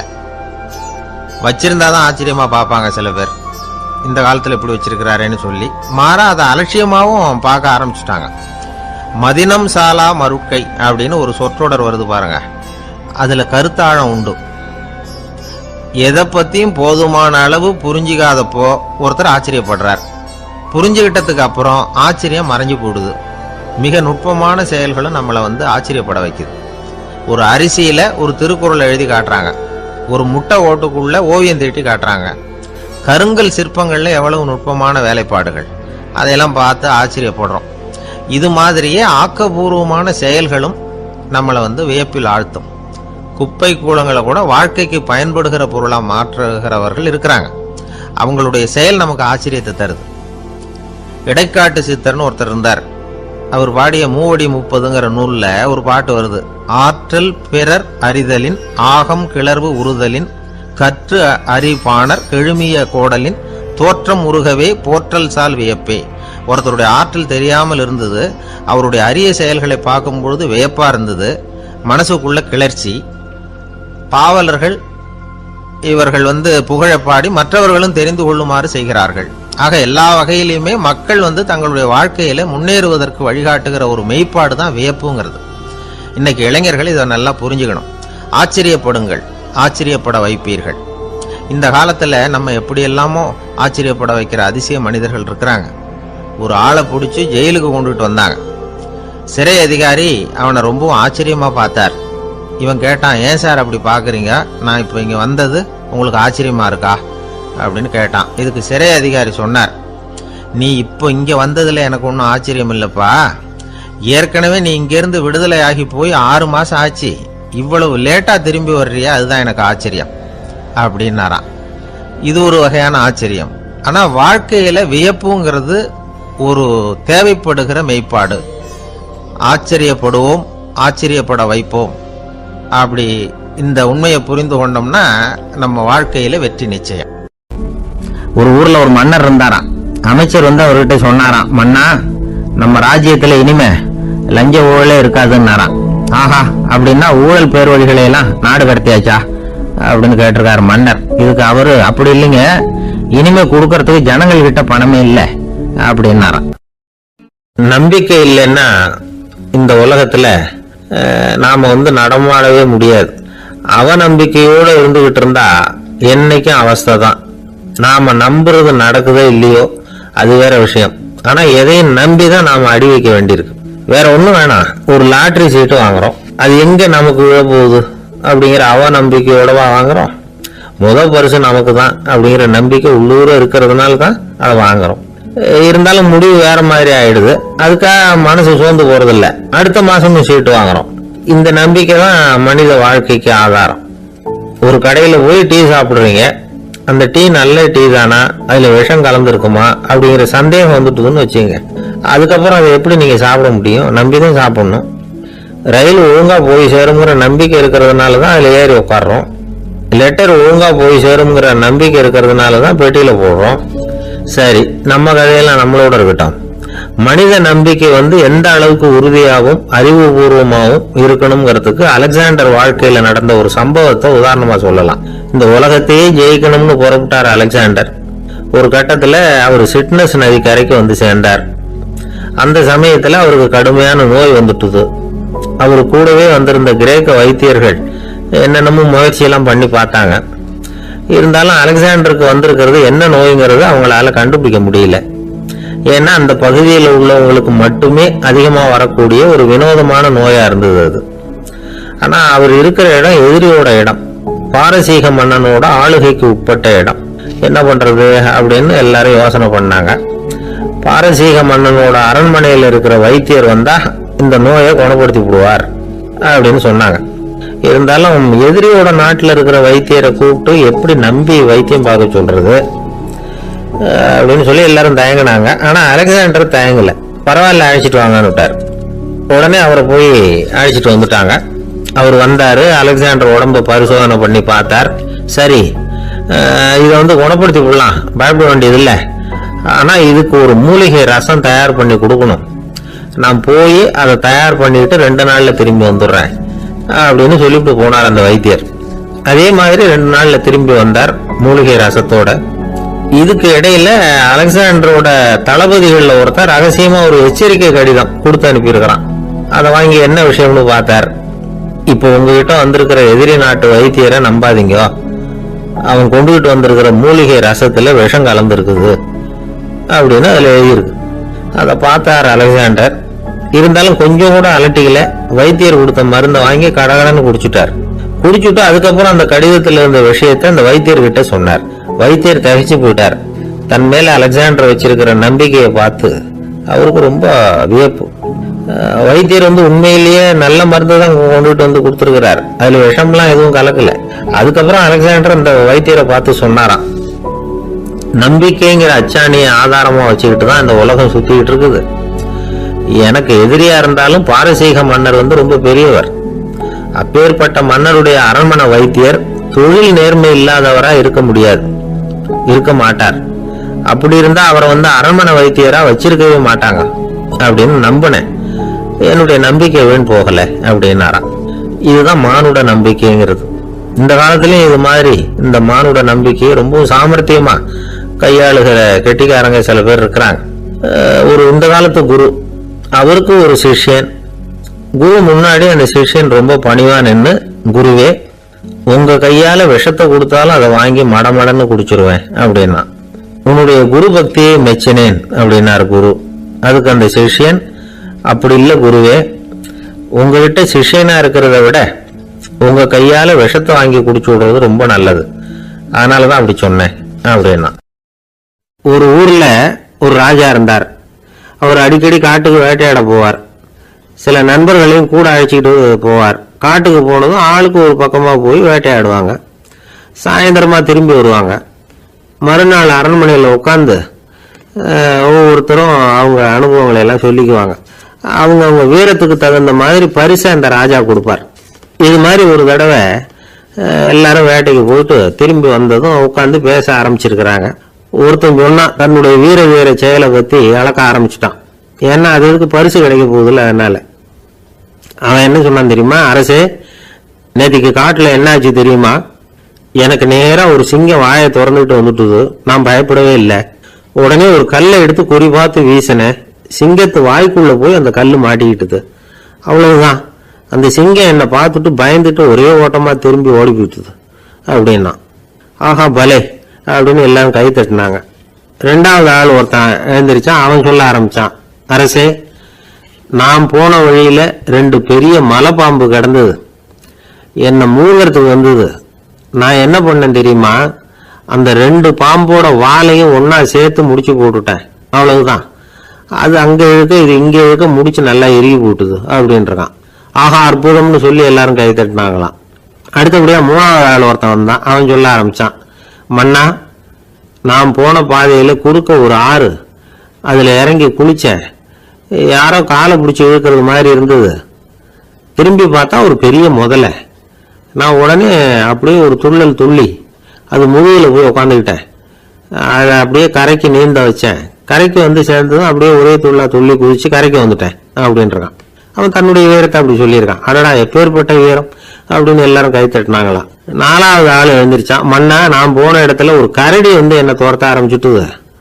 நான் ஒரு மலை உச்சிக்கு வந்துட்டேன். அதுக்கப்புறம் ஒரு அடி எடுத்து வச்சாலும் அதில் பாதாளத்தில் விழ வேண்டியதுதான். அந்த நேரம் பார்த்து ஒரு பெரிய ராட்சச கழுகு அந்த பக்கமா பறந்து வந்தது. நான் உடனே அப்படியே உயர எழும்பி அந்த கழுகோட காலை பிடிச்சிக்கிட்டேன். அப்படியே தொங்கிக்கிட்டே வந்தேன். ஒரு நல்ல இடம் வந்ததும் தொப்புன்னு கீழே குதிச்சு நடந்து வந்துட்டேன். இதுக்கு எல்லாரும் கை தட்டுறாங்க. கடைசியா ஒரு ஆள் எழுந்திரிச்சான். அரசே, நான் போன வழியில ஒரு பெரிய யானை குறுக்க வந்தது. பயங்கரமா சத்தம் போட்டுக்கிட்டே வந்தது. நான் பயந்து ஓடல. உடனே என்ன பண்ண தெரியுமா, அந்த யானையோட வாலை பிடிச்சி தூக்கினேன், தலைக்கு மேல தூக்கி கர கர கர கரன்னு சுத்தினேன், வேகமா சுத்தி வீசி எறிஞ்ச, அவ்வளவுதான். அதே ஸ்பீட்ல அந்த யானை மேல போக ஆரம்பிச்சுட்டுது. இன்னும் கூட அது போய்கிட்டே தான் இருக்கு, கீழே விழவே இல்லைன்னா. இதை கேட்டதும் ராஜாவுக்கு கோபம் வந்துட்டுது. என்ன முட்டாள்னு நினைச்சுக்கிட்டு பேசுறியா? யானையை நீ வாழை பிடிச்சி தூக்குன, அதை நான் நம்பணுமா அப்படின்னார். உடனே இவன் பணிவா பதில் சொன்னான். அரசே, ஒரு சிங்கத்து வாயில கல்லு மாட்டிக்கிட்டத நம்புறீங்க, மலைப்பாம்பு வாழை பிடிச்சி முடிச்சு போட்டதை நம்புறீங்க, முதல்ல முதுகுல சவாரி பண்ணதையும் நம்புறீங்க, கழுகு காலை பிடிச்சிக்கிட்டு பறக்கிறதையும் நம்புறீங்க. அப்படி நம்புறப்ப நான் சொன்னதை மட்டும் நம்பக்கூடாதா அப்படின்னு கேட்டானாம். பொய் சொன்னவங்க எல்லாம் தலையை தொங்க போட்டுக்கிட்டாங்களாம். ராஜா அவங்கள பார்த்து சொன்னாராம், நீங்க எல்லாரும் என்ன முட்டாளாக்கி இருக்கிறீங்க. கடைசியா பேசின இவன் தான் எனக்கு உண்மை எது பொய் எதுங்கிறத புரிய வச்சிருக்கிறான். இவன் தான் உண்மையான தைரியசாலி அப்படின்னு சொல்லி அவனுக்கே பரிசெல்லாம் கொடுத்து பாராட்டினாராம். இப்படி ஒரு கதை. உண்மையை நிலைநாட்டுகிறவன் தான் உண்மையான வீரன் அப்படிங்கறத இதுல இருந்து நாம புரிஞ்சுக்கணும். இந்த காலத்துல எல்லாம் பொய் சொன்னாதான் பிழைக்க முடியுங்கிறது ஒரு சில பேரோட நம்பிக்கை. ஒரு அப்பாவுக்கு தன் மகனுக்கு பொய் சொல்ல தெரியலையேங்கிற கவலை. பொய் சொன்னாதான் இந்த உலகத்துல பிழைக்கலாம், ஆனா இவனுக்கு அது தெரியலையே, அதனால இவனை அழைச்சிட்டு போய் நடுக்கடல்ல விட்டுட்டு வந்துருவோம் அப்படின்னு அழைச்சிட்டு புறப்பட்டான். கடற்கரைக்கு போனான். மகனுக்கு சந்தேகம், எங்கப்பா என்ன அழைச்சிட்டு போறேன்னு கேட்டிருக்கான். கடல்ல மீன் பிடிக்க கத்து கொடுக்க போறேன் உனக்கு அப்படின்னானா. நான் ஏற்கனவே மீன் பிடிச்சிட்டேனேன்னானா இவன் மகன். எங்க அதுன்னு கேட்டிருக்கான் அப்பங்காரன். சுட்டு சாப்பிட்டுட்டேன் இருக்கான் புள்ள. அப்பங்காரன் பார்த்தான், சரி நம்ம புள்ள பொழைச்சிக்கோ அப்படின்னு சொல்லி திருப்பி அழைச்சிட்டு வந்துட்டானா. நடந்து போயிட்டு இருந்தார். அவர் தோளில் ஒரு பெரிய துணி மூட்டை, அதை சுமந்துக்கிட்டு கடத்தெருவை நோக்கி அவர் போய்கிட்டு இருக்கிறார்.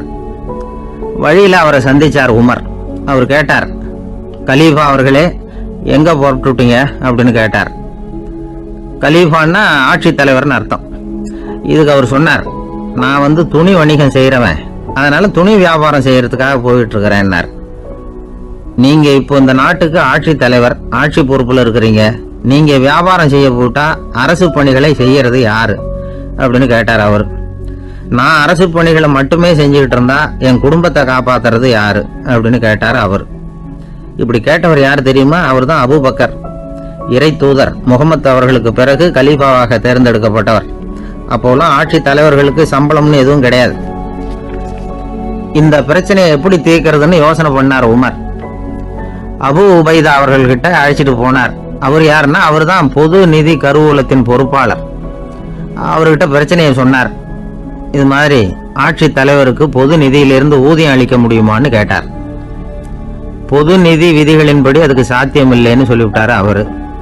சரி, வேற ஏதாவது வழி இருக்குதான்னு கேட்டார் உமர். அபு உபைதா கொஞ்சம் யோசனை பண்ணி பார்த்தார். அப்புறமா சொன்னார், மக்காவில இருந்து மதீனாவுக்கு குடிபெயர்ந்து வந்த அகதிகளுக்கு நிதி உதவி அளிக்கிறதுக்கு விதிகள்ல இடம் இருக்கு. அப்படி பார்த்தா அபூபக்கரும் அகதி தானே, அதனால எல்லா அகதிகளுக்கும் கொடுக்கறது மாதிரியே அவருக்கும் ஒரு தொகை அளிக்கலாம்னார். கலீஃபா அபூபக்கருக்கு இந்த அகதி உதவி தொகையைத்தான் கொடுத்துட்டு வந்தாங்களாம். குடும்ப செலவுக்கு அது போதுமானதா இல்ல. இருந்தாலும் கலீஃபாங்கிறதுக்காக மற்ற அகதிகளை விட அதிகமா தொகையை பெற அவர் விரும்பல. மார்பு பக்கம் கிழிஞ்சிருந்த ஒரு மேலாடையை தான் அவர் அணிஞ்சிருந்தார். அவருடைய துணைவியார் அஸ்மா, அவங்க ஒரு நாள் தேன் அருந்த ஆசையா இருக்குன்னாங்களாம். நமக்கு கிடைக்கிற ஊதியம் குடும்ப செலவுக்கே போதுமானதா இல்லையே, இந்த நிலையில தேன் வாங்கறதுக்கு காசுக்கு நான் எங்க போவேன் இருக்காரு அவரு. கொஞ்ச நாள் கழிச்சு அவங்க ஒரு தொகையை அவர்கிட்ட கொடுத்து தேன் வாங்கிட்டு வர சொன்னாங்களாம். இவருக்கு ஆச்சரியம், ஏது இந்த பணம்னு கேட்டிருக்காரு. நீங்க தினமும் குடும்ப செலவுக்காக கொடுத்துட்டு வந்த பணத்துல கொஞ்சம் கொஞ்சமா மிச்சப்படுத்தி வச்சேன்னாங்களாம். அபூபக்கர் அந்த பணத்தை எடுத்துக்கிட்டு நேரா பொது நிதி கருவூல பொறுப்பாளர்கிட்ட போனார். இந்த பணத்தை பொது நிதியில சேர்த்துருங்க, இது அதிகப்படியா எனக்கு தரப்பட்டு வந்த ஊதியம், அடுத்த மாசத்துல இருந்து இந்த தொகையை குறைச்சிங்கன்னு வேற சொல்லிவிட்டாராம். பசியை தணிக்க தேவையான அளவு உணவு, ஒரு ஜோடி உடை, இதை தவிர கூடுதலா மக்கள் பொது நிதியிலிருந்து வாங்கிக்கிறதுக்கு என் குடும்பத்தாருக்கு உரிமை இல்லை அப்படின்னு சொல்லி கண்டிப்பா சொல்லிவிட்டாராம். அவர் வாங்கிட்டு வந்த இந்த குறைந்த ஊதியம் கூட அவர் மனசை உறுத்திக்கிட்டே இருந்தது.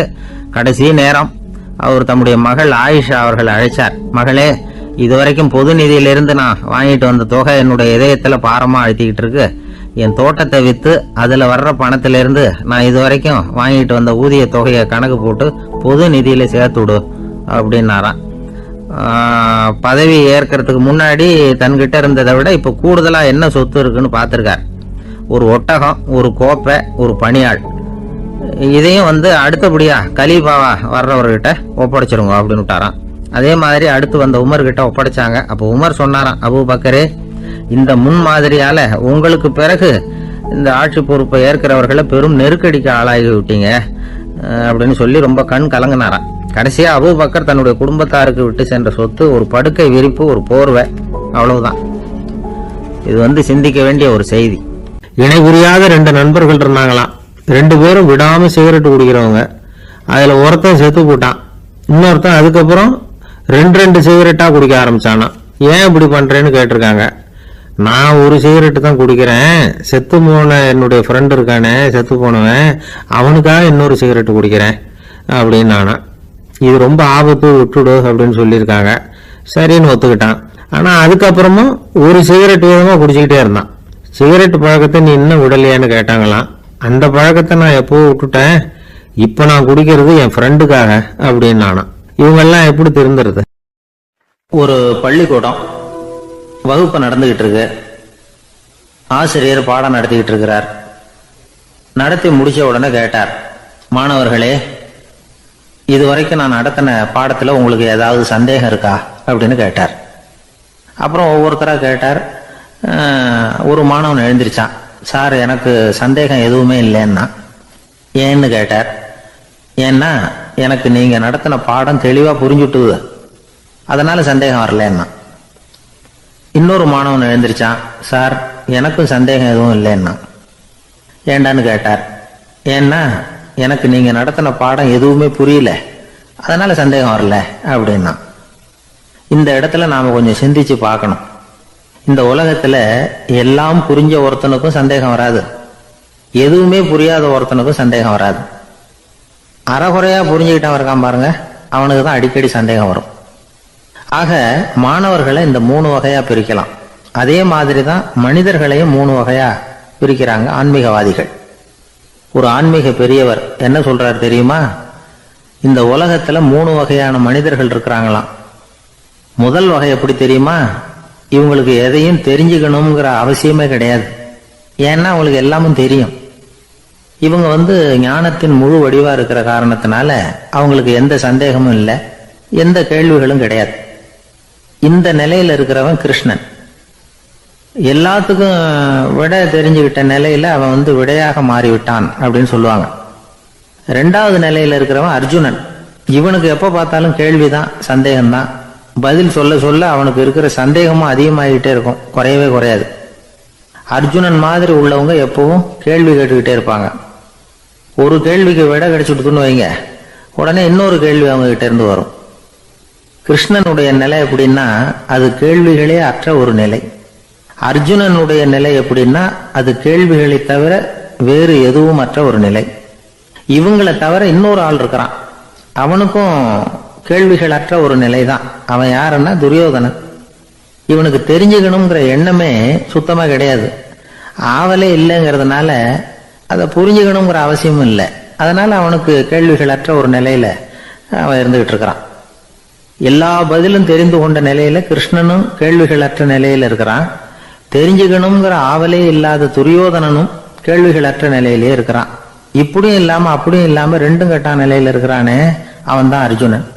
அதனால பெரியவங்கள்லாம் என்ன சொல்றாங்கன்னா, இந்த உலகத்துல அர்ஜுனன்களா இருக்கிறவங்க ஒண்ணு துரியோதனனா மாறிடணும், இல்லைன்னா கிருஷ்ணனா மாறிடணும். இதை தவிர வேற வாய்ப்பு இல்லை.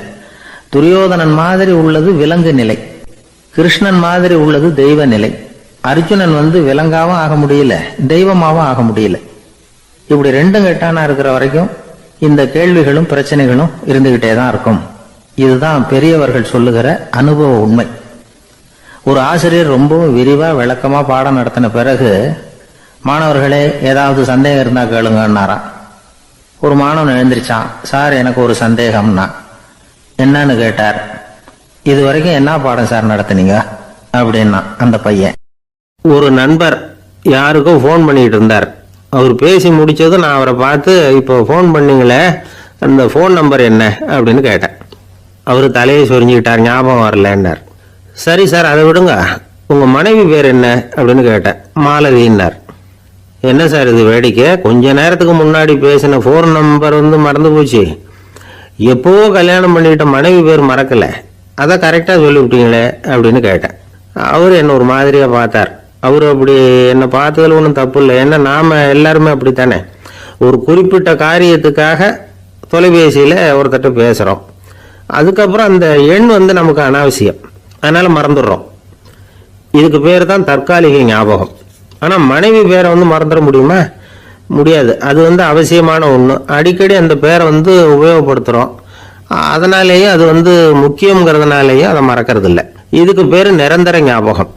சரி, இந்த தற்காலிக ஞாபகம், நிரந்தர ஞாபகம், இது ரெண்டு ஞாபக அளவுகளையும் கட்டுப்படுத்துறது எது அப்படின்னா மூளைக்குள்ள நடக்கிற மின்சார நடவடிக்கைகள் தான். தற்காலிக ஞாபகம் ஒரு மின்னல் மாதிரி தோன்றி மறையுது. நிரந்தர ஞாபகம் ஒரு படிவம் போல மூளையில படிஞ்சுடுது. ஒரு சம்பவத்தின் பல பிரதிகள் மூளையில பல்வேறு பகுதிகளிலேயும் படிகிறதுனால ஒன்று மறைஞ்சாலும் மறந்தாலும் இன்னொன்று மறையறதில்லை. இப்படிப்பட்ட நிலைமையில தான் இந்த தொண்டையில இருக்கு, வாயில வரமாட்டேங்குது சார் அப்படிமா. ஒருத்தருக்கு எந்த துறையில ஆர்வமும் ஈடுபாடும் அதிகமோ அது சம்பந்தமான ஞாபக சக்தி அதிகமா இருக்கும். தொழிலை விரும்புகிற ஒரு டெலிபோன் ஆபரேட்டருக்கு எண்கள்லாம் நல்ல ஞாபகம் இருக்கும். அது மாதிரி கவிஞர்களுக்கு வார்த்தைகள் நல்ல ஞாபகத்தில் இருக்கும். இது ஒரு பக்கம் இருந்தாலும் ஒரு மூளை எண்களை விட எழுத்துக்களை விட படங்களை ரொம்ப சுலபமா ஞாபகத்தில் வச்சுக்குது. புரிஞ்சுக்கிற தன்மை, அனுபவம், புத்தி கூர்மை இது கூடி குறையிறத பொறுத்து ஞாபக சக்தியும் ஏறும் இறங்கும். இப்போ உதாரணத்துக்கு ஒரு பையனுக்கு படித்தது எதுவும் ஞாபகத்தில் இல்லைன்னா அவன் அதை சரியாக புரிஞ்சுக்கலன்னு அர்த்தம். இந்த மறதிங்கிறது எந்த சமயத்தில் ஒரு பிரச்சனை ஆகுது தெரியுமா? உங்களுக்கு வேண்டியப்பட்ட ஒருத்தரை ஞாயிற்றுக்கிழமை சாயந்தரம் சரியாக 5 மணிக்கு கடற்கரைக்கு வர சொல்லிவிட்டு அந்த நேரத்தை மறந்துவிட்டா அது பரவாயில்ல, வர சொன்னதையே மறந்துவிட்டாதான் நிலைமை மோசம்னு அர்த்தம். இப்படி இருந்தால் இது சிகிச்சை எடுத்துக்க வேண்டிய நிலைமைங்கிறத புரிஞ்சுக்கணும். ஆமாம், இதுக்கும் மருந்து இருக்கு. ஆனால் மூளை குறிப்பிட்ட அளவுக்கும் கீழே இயங்குறப்போவோ இன்னொன்று சொல்லுவாங்க, இந்த நியூரோ டிரான்ஸ்மிட்டர் அப்படின்னு சொல்லுவாங்க.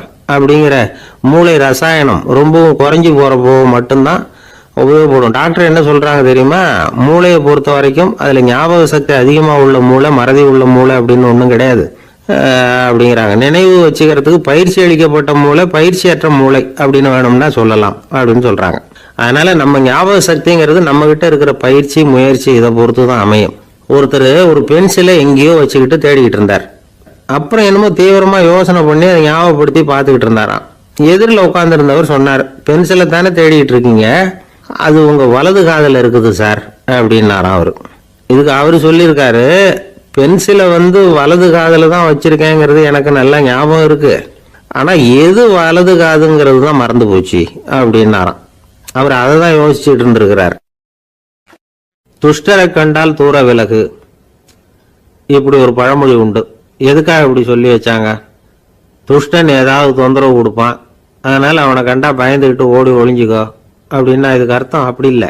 ஒரு துஷ்டன் கிட்ட நெருங்கி போறோம்னு வச்சுக்கோங்க, அவன் நமக்கு கெடுதலான ஆலோசனைகள் எதையும் சொல்லலாம், அல்லது அவன் தீய உணர்வுகள் உள்ளவனா இருக்கலாம், அல்லது தீய செயல்கள் செய்யக்கூடியவனா இருக்கலாம், அல்லது தீய நட்புனால அவன் ஏற்கனவே கெட்டு போனவனா கூட இருக்கலாம். இப்படிப்பட்டவனை நெருங்கி போனா அவனோட பாதிப்பு நமக்கும் வந்துடும். அதனால விலகி போ அப்படின்னு சொல்றாங்க. இதையே கொஞ்சம் விவரமா இப்ப பார்ப்போமே. இப்ப இந்த துஷ்டர்களை 4 வகையா பிரிக்கிறாங்க. இந்த 4 வகைக்கும் உதாரணம் வேணும்னா வேற எங்கேயும் போக வேண்டியதில்லை, மகாபாரதத்தை பார்த்தாவே போதும். அதுல இந்த 4 வகையான தீயோரும் வர்றாங்க. முதல் வகைக்கு உதாரணம் சகுனி. இவன் மனசுல எப்பவும் தீய எண்ணங்கள் தான் நிறைஞ்சிருக்கும். கனவுல கூட தீய ஆலோசனைகள். யாராவது ஒருத்தர் நல்லபடியா வாழ்ந்தா அதை இவனால சகிச்சிக்க முடியாது. இப்படிப்பட்டவனோட நெருங்கிய தொடர்பு துரியோதனனுக்கு கிடைச்சது. துரியோதனன் எப்படின்னா அவன் ஏற்கனவே தீய காரியங்கள் செய்யறதுக்கு தயங்காதவன். அப்படிப்பட்டவனுக்கு தீய போதனைகள் செய்யறதுக்கு சகுனி உதவுனா. இந்த 2 பேரோட சகவாசம் இன்னொருத்தனுக்கு கிடைச்சது. அவன் யாருன்னா துச்சாதனன். அவன் தீய நடத்தை உள்ளவன். இந்த 3 பேரும் ஒண்ணு சேர்ந்தா என்னத்துக்கு ஆகும்? உலகமே கெட்டு போடும்ல. இந்த 3 துஷ்டர்களோட நல்லவன் ஒருத்தன் சேர்ந்தான். அவன் தான் கர்ணன். கர்ணன் இயல்பாவே உத்தம குணம் உள்ளவன். அவன் நல்லவங்களோட சேராம இப்படிப்பட்ட கெட்டவங்க கிட்ட நட்பு வச்சுக்கிட்டான். அதனால அவனும் தீய செயல்களில் ஈடுபடுறது மாதிரி ஆயிடுது. துரியோதனனுடைய நண்பனா அவனுடைய ஆதரவுல வளர்ந்ததுனால அவனுக்கு துணையா இருக்க வேண்டி இருக்குது அப்படின்னா. நட்பு உரிமையினால உதவி புரிய வேண்டியது சரிதான், அது தப்புன்னு சொல்ல முடியாது. இருந்தாலும் தீய செயல்களுக்கு உதவி செய்யறது சரியில்லை. புத்தி பலம் புஜ பலம் எல்லாம் இருந்தா கூட தெய்வ பலம் இல்லைன்னா ஜெயிக்க முடியாது. கர்ணன் மகா வீரன், இருந்தாலும் கடைசியில் அவங்க கதி என்னாச்சு? அவங்ககிட்ட எல்லா நல்ல குணங்களும் இருந்தது, இருந்தாலும் ஏன் இப்படி ஆச்சு? தீயவர்களுடைய சேர்க்கை தான் காரணம். அவங்களோட சேர்ந்ததுனால இவனையும் அப்படியே நினைக்க ஆரம்பிச்சுட்டாங்கல்ல. 4 வகை துஷ்டர்கள்ல இவனும் ஒரு வகை அப்படின்னு சொல்ல ஆரம்பிச்சிட்டாங்க. அதாவது தீய ஆலோசனைக்கு சகுனி, தீய உணர்வுகளுக்கு துரியோதனன், தீய செய்கைக்கு துச்சாதனன், தீய நட்புக்கு கர்ணன். இப்படி உதாரணமாயிட்டான். அதனாலதான் துஷ்டரை கண்டால் தூர விலகு அப்படின்னு சொன்னாங்க. அது புராண காலம். இப்பெல்லாம் நிலைமை கொஞ்சம் வேற விதமா இருக்குது. அன்னைக்கு ஒரு நாள் அப்படிதான் ஒரு காட்டு பாதையில யாரோ ஒருத்தர் அடிபட்டு கிடந்தார். யாரோ ஒரு துஷ்டன் அவனை அடிச்சு போட்டுட்டு போயிட்டான் போல இருக்கு. அந்த வழியா போன ஒருத்தர் பரிதாபப்பட்டு அவனை போய் தூக்குனார், ஆறுதல் சொன்னார். இதை பாருங்க, இந்த வழியா எப்பவும் தனியா வரக்கூடாது, ஏன்னா இங்க ஒரு ரவுடி இருந்துகிட்டு வர்றவங்க போறவங்களெல்லாம் வழிப்பறி பண்ணிட்டு இருக்கிறதா கேள்விப்பட்டிருக்கிறேன் அப்படின்னாராம். இனிமே அப்படி கேள்விப்பட மாட்டீங்க அப்படின்னு அந்த ஆளு. ஏன்னு கேட்டிருக்காரு இவர். அவன் சொல்லியிருக்கான், நான் தான் சார் அந்த ரவுடி, இந்த வழியா போனவங்க கிட்ட தகராறு பண்ணேன், அவங்க தான் என்ன இப்படி அடிச்சு போட்டு என்கிட்ட இருந்த பணத்தை எல்லாம் புடுங்கிட்டு போட்டாங்க சார், காலம் ரொம்ப கெட்டு போச்சு அப்படின்னு நானாம் ரொம்ப பரிதாபமா. உங்க பையன் எப்படி சார் இருக்கான் அப்படின்னு விசாரிச்சார் ஒருத்தர். அவன் என்ன சார் எதை சொன்னாலும் காதில் ஆக மாட்டேங்கிறான், அவன் பாட்டுக்கு போறான் வர்றான் அப்படின்னு சொல்லி அழுத்துக்கிட்டார் அப்பா. பெரியவங்க சொல்றதை சின்ன பிள்ளைங்க கேட்கறது இல்லைங்கிறது ஒரு குறை, பெரியவங்க சொல்றது சின்ன பிள்ளைங்க காதலியே விழறது இல்லைங்கிறது ஒரு குறை. இது கொஞ்சம் சீரியஸான விஷயம், கவனிச்சு பார்க்கணும். ஒரு குழந்தைக்கு காது சரியா கேட்குதா இல்லையா அப்படிங்கிறத நாம தான் கவனிச்சு பார்த்து கண்டுபிடிக்கணும். அதுவா நம்ம கிட்ட தவழ்ந்து அப்பா எனக்கு காது கேட்கல, அழைச்சிட்டு போங்க டாக்டர்கிட்ட அப்படின்னுலாம் சொல்லிட்டு இருக்காது. அது சரி, ஒரு குழந்தைக்கு காது சரிவர கேட்குதா இல்லையா அப்படிங்கிறத முன்கூட்டியே நாம தெரிஞ்சுக்கிறது எப்படி? அதுக்கு சில வழி இருக்கு. உங்க குழந்தைய கொஞ்சம் அப்படி கவனிச்சு பாருங்க. அடிக்கடி ஜலதோஷம், காதுல அரிப்பு ஏற்படுதா, மூக்கு விரிவாகவும், அப்புறம் டான்சில், அடினாய்டு, சத அழற்சி, இது மாதிரி ஏதாவது இருக்கா, வாயிலிருந்து எச்சில் ஒழுகுதா, குழந்தை வாயினால சுவாசிக்குதா, பற்கள் முன்னாடி தள்ளி வளருதா, இதெல்லாம் அதுக்கு அறிகுறி. அப்புறம் இந்த VBDF TH இப்படி இந்த ஒலிகள் சேர்ந்த வார்த்தைகளை குழந்தை சரியா புரிஞ்சுக்காது. இப்போ உதாரணத்துக்கு பட்டுன்னு சொல்லு குழந்தை அப்படின்னீங்கன்னா அது கட்டுன்னு சொல்லும். அதாவது பட்டு சவுண்டை அதால புரிஞ்சுக்க முடியல. அப்புறம் உங்க குழந்தை உங்களை உறக்க பேச சொல்றானா, அடிக்கடி கேள்வி கேட்கறானா, சாப்பிட்றப்போ கவனம் இல்லாம இருக்கானா, படிப்புல போதுமான முன்னேற்றம் இல்லையா, வகுப்புல சரியா கவனிக்கிறது இல்லையா, இப்படிலாம் இருந்தா ஆரம்பத்திலேயே டாக்டர் கிட்ட அழைச்சிட்டு போய் சிகிச்சையை ஆரம்பிச்சுடலாம், குணப்படுத்தி விடலாம். குழந்தைக்கு காது சரியா கேட்கலன்னா நீங்க செய்ய வேண்டியது என்ன தெரியுமா? அவனுக்கு காது கேட்கலங்கிறதுக்காக அவன் முன்னாடி சத்தம் போட்டு பேசக்கூடாது, மெதுவா சீரா பேசணும், அவனை பார்த்து பேசணும். உங்க உதட்டு அசைவுகள் அவனுக்கு உதவும், அதை பார்த்தே புரிஞ்சுக்குவான். நீங்க வாயில வெத்தலை பாக்கு போட்டுக்கிட்டோ புகை பிடிச்சிக்கிட்டோ பேசக்கூடாது. அப்படி பேசினா அவனால அந்த உச்சரிப்பை சரியா புரிஞ்சுக்க முடியாது. ஒரு வார்த்தையை சொல்றீங்க, அவனுக்கு புரியல அப்படின்னா அதே வார்த்தையை மறுபடியும் சொல்லணும். அவனுக்கு நீங்க முதல்ல சொன்ன வார்த்தை புரியலேன்னு நினைச்சுக்கிட்டு மறுபடியும் திருப்பி சொல்றப்போ அதே அர்த்தம் வரக்கூடிய வேற வார்த்தையை சொல்லக்கூடாது. இப்படிலாம் நடந்துகிட்டா அவனுக்கு மன திடத்தை ஏற்படுத்த முடியும்.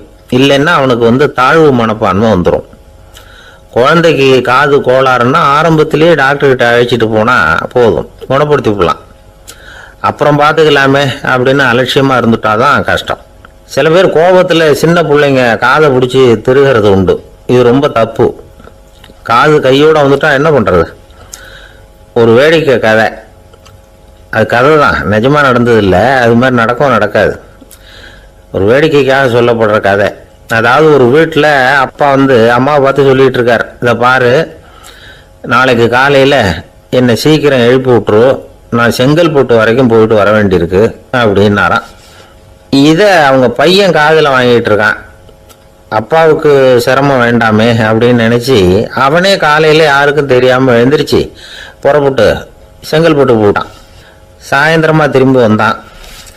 அப்பா பையனை காணாமல் அலமோதிக்கிட்டு இருக்கிறார். சாயந்தரமாக பையனை பார்த்ததும் எங்கடா போயிட்டு வந்தேன்னு கேட்டார் கோவமா. செங்கல்பட்டுக்கு போயிட்டு வந்தேப்பா, நீ வேணா அலைய வேண்டாமேன்னு அப்படின்னா. எதுக்கடா போனேன்னு அதட்டினார். அதான்ப்பா நீ நேற்று வந்து அம்மா கிட்ட சொல்லிக்கிட்டு இருந்த, அதை காதில் வாங்கினேன், உனக்காக நான் போயிட்டு வந்தேன் அப்படின்னா. உடனே எந்த காதில் வாங்கினேன் அப்படின்னு சொல்லி காதை பிடிச்சி திருகுனார். அந்த காது கையோடு வந்துட்டுது. இது நடந்து கொஞ்ச நாள் கழிச்சு அந்த அப்பாவும் பையனும் கடத்தெருவில் போயிட்டு இருக்கிறாங்க. எதிரில் ஒரு நாய் ஓடி வந்தது. அதுக்கு 2 காதும் இல்லை.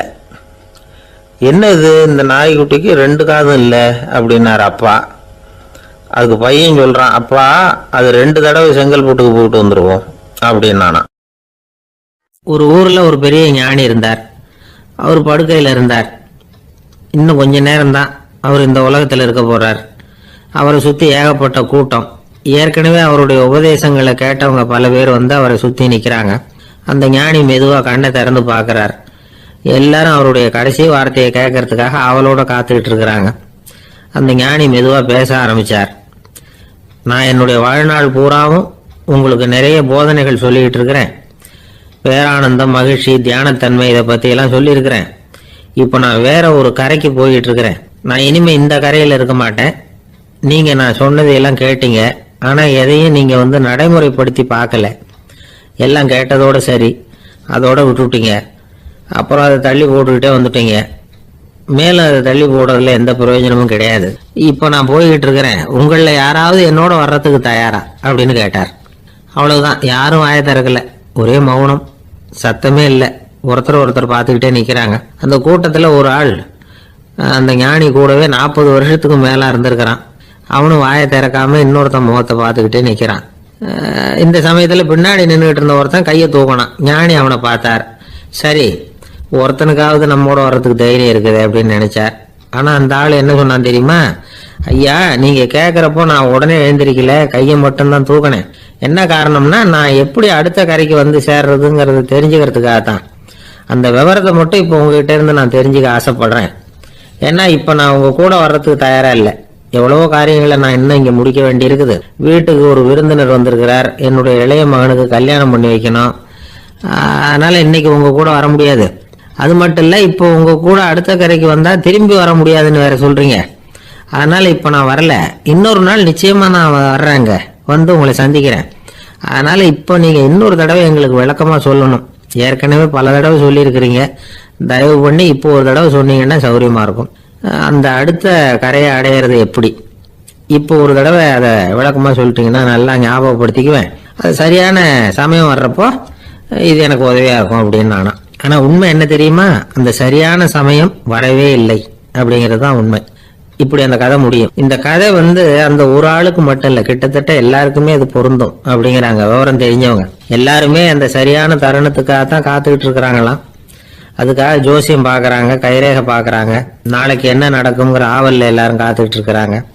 ஆனால் அந்த ஒரு நாள் ஒருபோதும் வரப்போகிறதில்ல. நீங்கள் தள்ளி போடுறதுக்காக பல அர்த்தமில்லாத காரணங்களை தேடுறீங்க அப்படிங்கிறார் ஒரு ஞானி. காத்திருக்கிறதுலேயே நம்ம காலம் ஓடி போயிடுது. ஏன்னா இன்னைக்கு நாம் சிந்திக்கிறது நாளைக்கு நாம் சிந்திக்கிறது இல்லை. ஒவ்வொரு நாளும் ஒவ்வொரு மாதிரி போயிடுது. நாளைக்கு மறுநாளை பற்றியே சிந்திக்கிறோம். இப்படியே அது பாட்டுக்கு போயிடும். கரையை தொட்டு பார்க்குறது எப்போ, இதுதான் கேள்வி. நமக்கு வேண்டியப்பட்ட ஒருத்தர் ஒரு ரயில்வே பிளாட்ஃபாரத்தில் நின்றுட்டு இருக்கிறார். அங்கே இருக்கிறவங்க கிட்ட கேட்குறாராம், விசாரிக்கிறார். ஏங்க கிழக்க போகிற ரயில் போயிட்டுதுங்களான்னாராம். போயிட்டுதுன்னு இருக்கிறாங்க. கொஞ்ச நேரம் கழிச்சு ஏங்க மேற்க போகிற ரயில் போயிட்டுதுங்களான்னு கேட்டிருக்காரு. போயிட்டுதுங்களான் இருக்காங்க. அப்புறம் கொஞ்ச நேரம் கழிச்சு மறுபடியும் ஏங்க 10:30 மணி வண்டி போயிட்டுதான்னு கேட்டிருக்காரு. தொடர்ந்து காலையிலேருந்து சாயந்தரம் வரைக்கும் இப்படி ஒரே இடத்துல நின்றுட்டு கேட்டுக்கிட்டே இருக்கிறார். இதை பார்த்துக்கிட்டு இருந்த ஒருத்தர் அவர்கிட்ட வந்து, ஏங்க நீங்கள் எங்கே போகணும் அப்படின்னு கேட்டாராம்.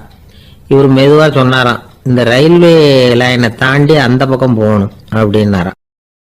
ஒரு காலத்தில் பிரஷ்யா அப்படின்னு ஒரு தேசம் இருந்தது. இப்போ ஜெர்மனி இருக்குல்ல, இதோட பெரும்பகுதி ஒரு காலத்துல பிரஷ்யாங்கிற பேர்ல இருந்தது. அப்போ அதுக்கு அரசரா இருந்தவர் மகா ஃப்ரெடரிக், அதாவது ஃப்ரெடரிக் தி கிரேட் அப்படின்னு சொல்லுவாங்க. அந்த ராஜாவுக்கு ஒரு சந்தேகம், நாம பல வகையான வரிகளை விதிச்சு வசூல் பண்றோம், அப்படி பண்ணி வருமானம் குறைஞ்சிக்கிட்டே போகுதே, இதுக்கு என்ன காரணமா இருக்கும்? இதுதான் அவருக்கு ஏற்பட்ட சந்தேகம். ஒரு சமயம் அந்த அரசர் தம்முடைய அமைச்சர்களையும் பிரபுக்களையும் தளபதிகளையும் கூப்பிட்டு ஒரு விருந்து வச்சார். விருந்து முடிஞ்சதும் அவங்கள பார்த்து இந்த சந்தேகத்தை கேட்டார். வரிகள் அதிகமா விதிச்சு வருமானம் குறையறதுக்கு என்ன காரணம் அப்படின்னு கேட்டார். பல பேருக்கு இது சரியா பதில் சொல்ல தெரியல. அனுபவசாலியான ஒரு தளபதி எழுந்திருச்சார். அரசே, அது எப்படிங்கிறத இப்போ உங்களுக்கு காட்டுறேன்னார். உடனே ஒரு பெரிய பனிக்கட்டி ஒண்ணு தன்னுடைய கையில் எடுத்தார். அதை அப்படியும் எப்படியும் திருப்பி பார்த்தார். அப்புறம் அடுத்தவர்கிட்ட கொடுத்தார். அவர் அதை அப்படியும் எப்படியும் திருப்பி பார்த்துட்டு அடுத்தபடியா இருந்தவர்கிட்ட கொடுத்தார். இப்படியே இதை ஒவ்வொருத்தரா பார்த்துட்டு ஒவ்வொரு கையா மாறி கடைசியில மன்னர் கைக்கு போய் சேர்ந்தது. மன்னர் கைக்கு அந்த பனிக்கட்டி போய் சேர்ந்தப்போ அது கொஞ்சம் கொஞ்சமா உருகி ஒரு பட்டாணி கடலை சைஸுக்கு ஆயிட்டுது. மன்னர் யோசனை பண்ணார், வரி அதிகமா போட்டாலும் வந்து சேர்றது குறைவா இருக்கிறதுக்கு என்ன காரணம் அப்படிங்கிறது அவருக்கு புரிஞ்சு போச்சு. காலம்தான் மாறிட்டு இருக்கே தவிர இந்த கையூட்டு வாங்குற பழக்கம் மாறினதாக தெரியல. இன்னொரு ராஜா இருந்தார். அவர் தன்னுடைய ராஜாங்கத்துல லஞ்ச ஊழலே சுத்தமா இருக்கக்கூடாது அப்படின்னு நினைச்சார். அவர்கிட்ட பல்வேறு துறைகளுக்கும் பொறுப்பா இருந்த பல பேரும் ரொம்ப சுத்தமாகவும் நேர்மையாகவும் இருந்தாங்க. ஒரே ஒருத்தர் மட்டும் எல்லார்கிட்டையும் லஞ்சம் வாங்கிட்டே இருந்தார். அவரை வேற வேற துறைகளுக்கு மாத்தி பார்த்தாரு. அந்த ராஜா என்னென்னமோ பண்ணி பாக்குறாரு. எந்த வேலையை கொடுத்தாலும் அதுலயே லஞ்சம் வாங்கறதுக்கு ஒரு வழியை உண்டு பண்ணிக்குவார் அந்த ஆள். ராஜாவுக்கு இது ஒரு பெரிய தலைவலியா போட்டுது. இவர் என்ன பண்றது, இவருக்கு என்ன வேலையை கொடுக்கறது, கொஞ்சம் கூட லஞ்சம் வாங்கறதுக்கு சான்ஸே இல்லாத ஒரு வேலையை கொடுக்கணும் அப்படின்னு திட்டம் போட்டார். ஒரு நாள் அவருக்கு அந்த உத்தரவும் போட்டுட்டார். அதாவது அவருக்கு என்ன வேலைன்னா, கடற்கரையில தான் அவருக்கு ஆபீஸ், அங்கேயே இருந்து வேண்டியது. தினமும் எத்தனை கடல் அலை கரையில வந்து மோதுது அப்படிங்கிறத கணக்கு எடுத்து ராஜாவுக்கு தெரிவிக்க வேண்டியது. இதுதான் அவருக்கு வேலை. பேசாம அலையை எண்ணிட்டு உட்காந்துருக்கிட்டோம், அப்போவாவது அவர் லஞ்சம் வாங்குற சந்தர்ப்பம் இல்லாமல் போயிடும் அவருக்கு அப்படின்னு நினைச்சார் ராஜா. இந்த ஆளு கடற்கரைக்கு போய் டியூட்டியில ஜாயின் பண்ணிட்டார். ஒரே மாசத்துல அங்க சொந்தமா ஒரு பிரம்மாண்டமான மாளிகை கட்டி விட்டாரு. ராஜாவுக்கு இது பெரிய ஆச்சரியமா போச்சு. அலைய என்ற வேலையில அந்த ஆள் எப்படி பணம் சம்பாதிச்சார் அப்படின்னு விசாரிச்சு பார்த்தார் அக்கம் பக்கத்துல. அந்த ஆள் என்ன பண்ணிருக்கிறாருன்னா, கடற்கரையில போய் பொறுப்பு ஏத்துக்கிட்ட உடனே அங்க இருந்த மீனவர்கள் கிட்ட எல்லாம் இந்த கரையில வந்து ஒரு நாள்ல வந்து மோதுற அலைகள் எத்தனை அப்படின்னு கேட்டிருக்காரு. அது எப்படிங்க தெரியும்னு இருக்காங்க அவங்க. தினமும் அந்த எண்ணிக்கை தெரியணும். நம்ம ராஜாவுக்கு தினமும் அறிக்கை அனுப்பணும், டெய்லி ரிப்போர்ட். தவறுனா நீங்க இந்த கடல்ல போய் மீன் பிடிக்கிறதுக்கு ராஜாவோட அனுமதி கிடைக்காது அப்படின்னு இருக்காரு. உடனே மீனவர்களும் பயந்து போட்டாங்க. கடலுக்கு போறதுக்கு அனுமதி இல்லைன்னா பட்டினி கிடக்கிறது மாதிரி ஆயிடுமே. மெதுவா அந்த ஆளுகிட்ட போனாங்க, காதோட காதா சொன்னாங்க, ஐயா, எங்களால வந்து கடல் அலைய வந்து எண்ண முடியாது. தினமும் எங்களால முடிஞ்சதை உங்களுக்கு பணமா கொடுத்துடுறோம். நீங்க தான் ராஜா கிட்ட சிபாரிசு பண்ணி நாங்க தொடர்ந்து மீன் பிடிக்கிறதுக்கு அனுமதி வாங்கி கொடுக்கணும் அப்படின்னு வேண்டிக்கிட்டாங்க. பணம் தினமும் வந்து சேர ஆரம்பிச்சுட்டுது. பதவியில மற்ற பதவியோட இந்த பதவி எவ்வளவோ மேல் அப்படின்னு நினைச்சுட்டான் அந்த ஆள். அது மட்டும் இல்ல, தயவு பண்ணி என்ன இந்த இடத்த விட்டு மாத்தி விடாதீங்க சார் அப்படின்னு வேற கேட்க ஆரம்பிச்சுட்டானா. ஒரு கடைக்கு போனேன், 5 ரூபா பணத்தை எடுத்து கொடுத்தேன். ஒரு தினசரி பத்திரிகையை கேட்டேன். அவரு உடனே அங்கே அடுக்கி வச்சிருந்த பத்திரிகையில் ஒன்று எடுத்து என் கையில் கொடுத்தார், வாங்கிக்கிட்டேன். மீதி பணத்தை எடுத்தார், அதையும் என் கையில் கொடுக்கணும்ல, கொடுக்கல. எதிரில் இருந்த பலகையில் வச்சு எடுத்துக்க சொன்னார். எப்பவும் அவர் அப்படி தான் பண்ணுவார். நானும் எடுத்துக்கிட்டு வந்துடுவேன். இவர் ஏன் இப்படி பண்ணுறாருங்கிறது எனக்கு ரொம்ப நாளாக ஒரு சந்தேகம். ஒரு நாள் அவர்கிட்டயே இதை கேட்டுவிட்டேன். ஏங்க, நீங்கள் உங்கள் கடைக்கு வந்து பொருள்கள் வாங்குறவங்களுக்கு நீங்கள் பாக்கி சில்லறையை கொடுக்குறப்போ பலகையில் வச்சு விட்றீங்க, கையில் கொடுக்க மாட்டேங்கிறீங்களே, ஏன் அப்படின்னு கேட்டேன். காசை கையில் கொடுத்தா நம்மக்கிட்ட இருக்கிற லட்சுமி போயிடுவா சார் அப்படின்னார். அதாவது பணம் செலவாயிடும் அப்படின்னு அர்த்தமா. இன்னொரு நண்பர், அவர் ஒரு நாள் வழக்கத்துக்கு மாறா ரொம்ப சோகமாக உட்காந்துருக்கிறார். ஏங்க என்னாச்சு, ஏன் இப்படி கப்பலே கவிழ்ந்தது மாதிரி உட்காந்துருக்குறீங்க அப்படின்னு கேட்டேன். கப்பலே கவிழ்ந்திருந்தா கூட நான் இப்படி கவலைப்பட மாட்டேன் சார், வேற ஒன்று நடந்து போச்சுன்னார். என்னன்னு கேட்டேன். என் உச்சந்தலையில் பல்லி ஒன்று விழுந்துட்டுதுன்னார். அதுக்காகவா இப்படி அப்படின்னு ஆச்சரியப்பட்டேன். ஆமாங்க, பல்லி உச்சந்தலையில் விழுந்தா பலன் என்னன்னு பஞ்சாங்கத்தில் பார்த்தேன், மரணம்னு போட்டிருக்கு அப்படின்னு சொல்லிவிட்டு அவர் தொடர்ந்து கவலைப்பட ஆரம்பிச்சிட்டார். இப்படியும் ஒருத்தர், என் கூட வேலை பார்க்குற ஒருத்தர் எப்படி தெரியுமா, தினமும் வலது காலை வச்சு தான் ஆஃபீஸுக்கு உள்ள நுழைவார். என்னைக்காவது தவறுதலாக இடது காலை வச்சு உள்ளே வந்துட்டார்னா அன்னைக்கு பூரா மனசு சங்கடப்படுவார், எந்த வேலையும் சரியாக ஓடாது. கேரம் போர்டு ஆடுற ஒருத்தர் எப்போ ஆட உட்காந்தாலும் ஸ்ட்ரைக்கரை கை தவறி கீழே விழுற மாதிரி பண்ணி அதுக்கப்புறம் அதை எடுத்துக்கிட்டு ஆட உட்காருவார். ஏன்னா எப்போ ஒரு தடவை நிஜமாகவே அது கை தவறி கீழே விழுந்திருக்குது, அன்னைக்கு பிரமாதமாக ஜெயிச்சுட்டார். உடனே ஒரு முடிவுக்கு வந்துட்டார், கை தவறுனா லாபம் அப்படின்னு. அதுக்கப்புறம் அதையே பழக்கமாக்கிக்கிட்டார். பூனை குறுக்க போனால் சகனம் சரியில்லைன்னு நினைக்கிறவங்க உண்டு. ஆனால் ஒருத்தர் எப்படி தெரியுமா, அவர் வெளியில் கிளம்புற சமயம் பக்கத்து வீட்டு ரேடியோவில் மியாவ் மியாவ் பூனைக்குட்டின்னு பாட்டு சத்தம் கேட்டால் கூட போதும், சகனம் சரியில்லைன்னு பிரயாணத்தை கேன்சல் பண்ணிவிடுவார். இப்போ இவ்வளவு எதுக்கு சொல்கிறோம்னா, அளவுக்கு மீறின சகுன நம்பிக்கைகள் இருக்குது பாருங்கள், இதோட பயமும் சேர்ந்துக்கிட்டதுன்னு வச்சுக்கோங்க, இது ஒருத்தருடைய மனநிலையை பாதிச்சிடும். இது உளவியல் நிபுணர்கள் சொல்கிற கருத்து. வாழ்க்கையே தடுமாற வச்சிரும். பாதுகாப்பு இல்லாத உணர்வு, ஒரு விதமான டிப்ரெஷன் மனநிலை, இதெல்லாம் தான் இதுக்கு காரணமாக அமையலாம்.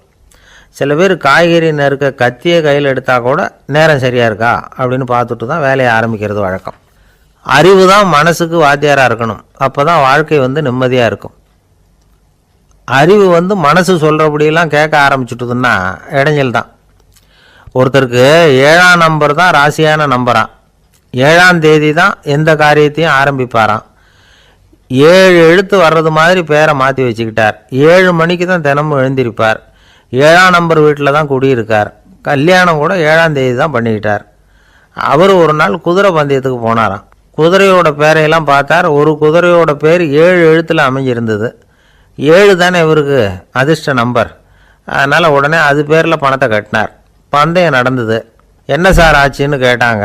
நான் பணம் கட்டின அந்த என்னோட குதிரை 7ஆவதாக சேர்ந்தது சார் அப்படின்னாராம் சோகமாக. ஒரு விவசாயி விதைக்கிறதுக்காக வயல்வெளி பக்கம் போகிறார். விதைகளை அள்ளி வீசினார்.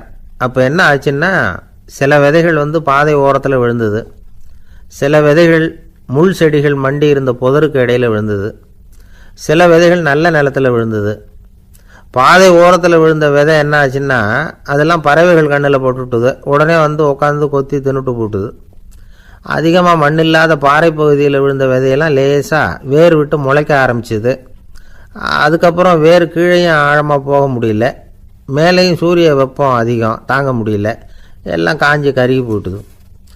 புதர் பகுதியில் சில விதைகள் விழுந்தது இல்லையா, முள் செடிகள் காடாக மண்டி போயிருந்தது. அதனால் முளைச்சி வர்ற செடிக்கு நெருக்கடி அதிகமாக போட்டுது, சரியாக வளர முடியல, விளைச்சலும் சரியாக இல்லை. நல்ல நிலத்தில் விழுந்த விதைகள் மட்டும் நல்லா முளைச்சிது, நல்லா வளர்ந்தது, விளைச்சலும் பிரமாதமாக இருந்தது. இந்த கதையை சொல்லிவிட்டு கேட்க செவியுள்ளோர் கேட்கட்டும் அப்படிங்கிறார் இயேசு பெருமான். ஆமாம், இயேசு கடலில் நின்ற படகு ஒன்றில் உட்காந்துருக்கிறார். கடற்கரையில் ஏராளமான மக்கள் உட்காந்துருக்கிறாங்க. அந்த சமயத்தில் தான் இயேசு ஓமைகள் மூலமாக மக்களுக்கு பல உண்மைகளை சொல்லிகிட்டு இருக்கிறார். மக்கள் அந்த கதையை கேட்டுட்டு ஒன்றும் புரியாமல் முழிக்கிறாங்க. அதை கவனித்த இயேசு அந்த ஓமையை விளக்க ஆரம்பித்தார். இதில் அந்த விதைக்கிறவர் தான் இறைவன். அவருடைய வார்த்தைகளை விதைக்கிறார். அந்த வார்த்தைகளை கேட்கிற மக்கள் அந்த விழுந்த விதைகள் மாதிரி 4 வகையானவர்கள். சில பேர் பாதை ஓரத்தில் விழுந்த விதைகள் மாதிரி. இறைவன் வார்த்தைகளை அவங்க கேட்குறாங்க, ஆனால் தீய எண்ணங்கள் செய்கைகள் மூலமாக விதைக்கப்பட்ட வார்த்தைகள் அழிஞ்சு போடுது. இறைவன் வார்த்தைகளை கேட்ட உடனே மகிழ்ந்து போய் உடனே சில பேர் அதை ஏற்றுக்கிறாங்க. இவங்கெல்லாம் அந்த பாறை பகுதியில் விழுந்த விதைகள் மாதிரி. அதனால் இவங்கெல்லாம் வேறு இல்லாதவங்க, கொஞ்ச காலத்துக்கு இறை வார்த்தைகளுக்கு கீழ்ப்படிந்து நடப்பாங்க. அதனால் ஏதாவது இடைஞ்சல் ஏற்பட்டால் உடனே தடுமாறுவாங்க. தங்கள்கிட்ட இருக்கிற நல்ல பண்புகளை விட்டுட்டு பாவ வழிகளுக்கு போயிடுவாங்க. முள் செடிகளுக்கு இடையில் விழுந்த விதைகள் மாதிரி உள்ளவங்க யாருன்னா, இவங்களுக்கு உலக கவலை உண்டு, செல்வத்தின் மீது மயக்கம் உடையவர்கள். உலக ஆசைகள் இவங்களுக்குள்ளே பூந்துடுறதுனால அங்கே இருக்கிற நல்ல பண்புகள் மறைஞ்சு போயிடுது. அதனால் அவங்களும் உபயோகம் இல்லாதவங்களாக ஆயிடுறாங்க. நல்ல மனிதர்கள் நல்ல நிலத்தில் விழுந்த விதைகளுக்கு ஒப்பானவர்கள்.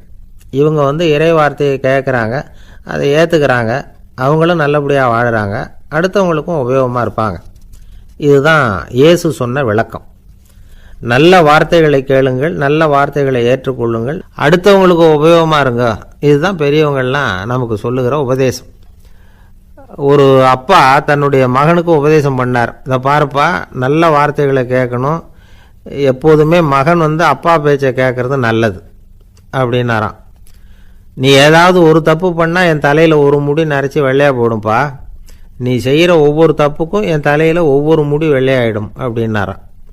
பையன் யோசிச்சான், அப்பா இப்போ தான் எனக்கு புரியுது, தாத்தாவோட தலைமுடி பூராவும் வெள்ளையாக இருக்கிறதுக்கு என்ன காரணம்ங்கிறது எனக்கு இப்போ தான் புரியுது அப்படின்னானா. ஒரு ஊரில் ஒரு ராஜா இருந்தார். அவர் ஒரு பூனை வளர்த்தார். ரொம்ப செல்லமாக அவர் அந்த பூனையை வளர்த்தார். அவர் என்ன பண்ணுவார் தெரியுமா, இரவு நேரத்தில் அந்த பூனையோட தலையில் ஒரு விளக்க வச்சிருவார். அந்த பூனை ரொம்ப ஜாக்கிரதையாக அந்த விளக்கு கீழே விழுந்துடாமல் பார்த்துக்கும். தலையை ஆட்டாமல் ரொம்ப நிதானமாக ராஜா பின்னாடி நடந்து போய்கிட்டே இருக்கும். அந்த விளக்கு வெளிச்சத்தில் எல்லா வேலைகளையும் செஞ்சிருவார். கையில் ஒரு விளக்கை தனியாக எடுத்துகிட்டு போக வேண்டிய அவசியமே இல்லை. விளக்கை தூக்கிட்டு போகிற வேலையை அந்த பூனை பார்த்துக்கும். அதனால் ராஜாவுக்கு அந்த பூனை மேலே ரொம்ப பிரியம். மந்திரிகளையெல்லாம் கூப்பிட்டு அவங்ககிட்ட சொல்லுவார், பார்த்தீங்களா இந்த பூனை எவ்வளவு விசுவாசமாக நடக்குது, என் பேரில் எவ்வளவு மரியாதை பார்த்தீங்களா அதுக்கு அப்படிம்பார்.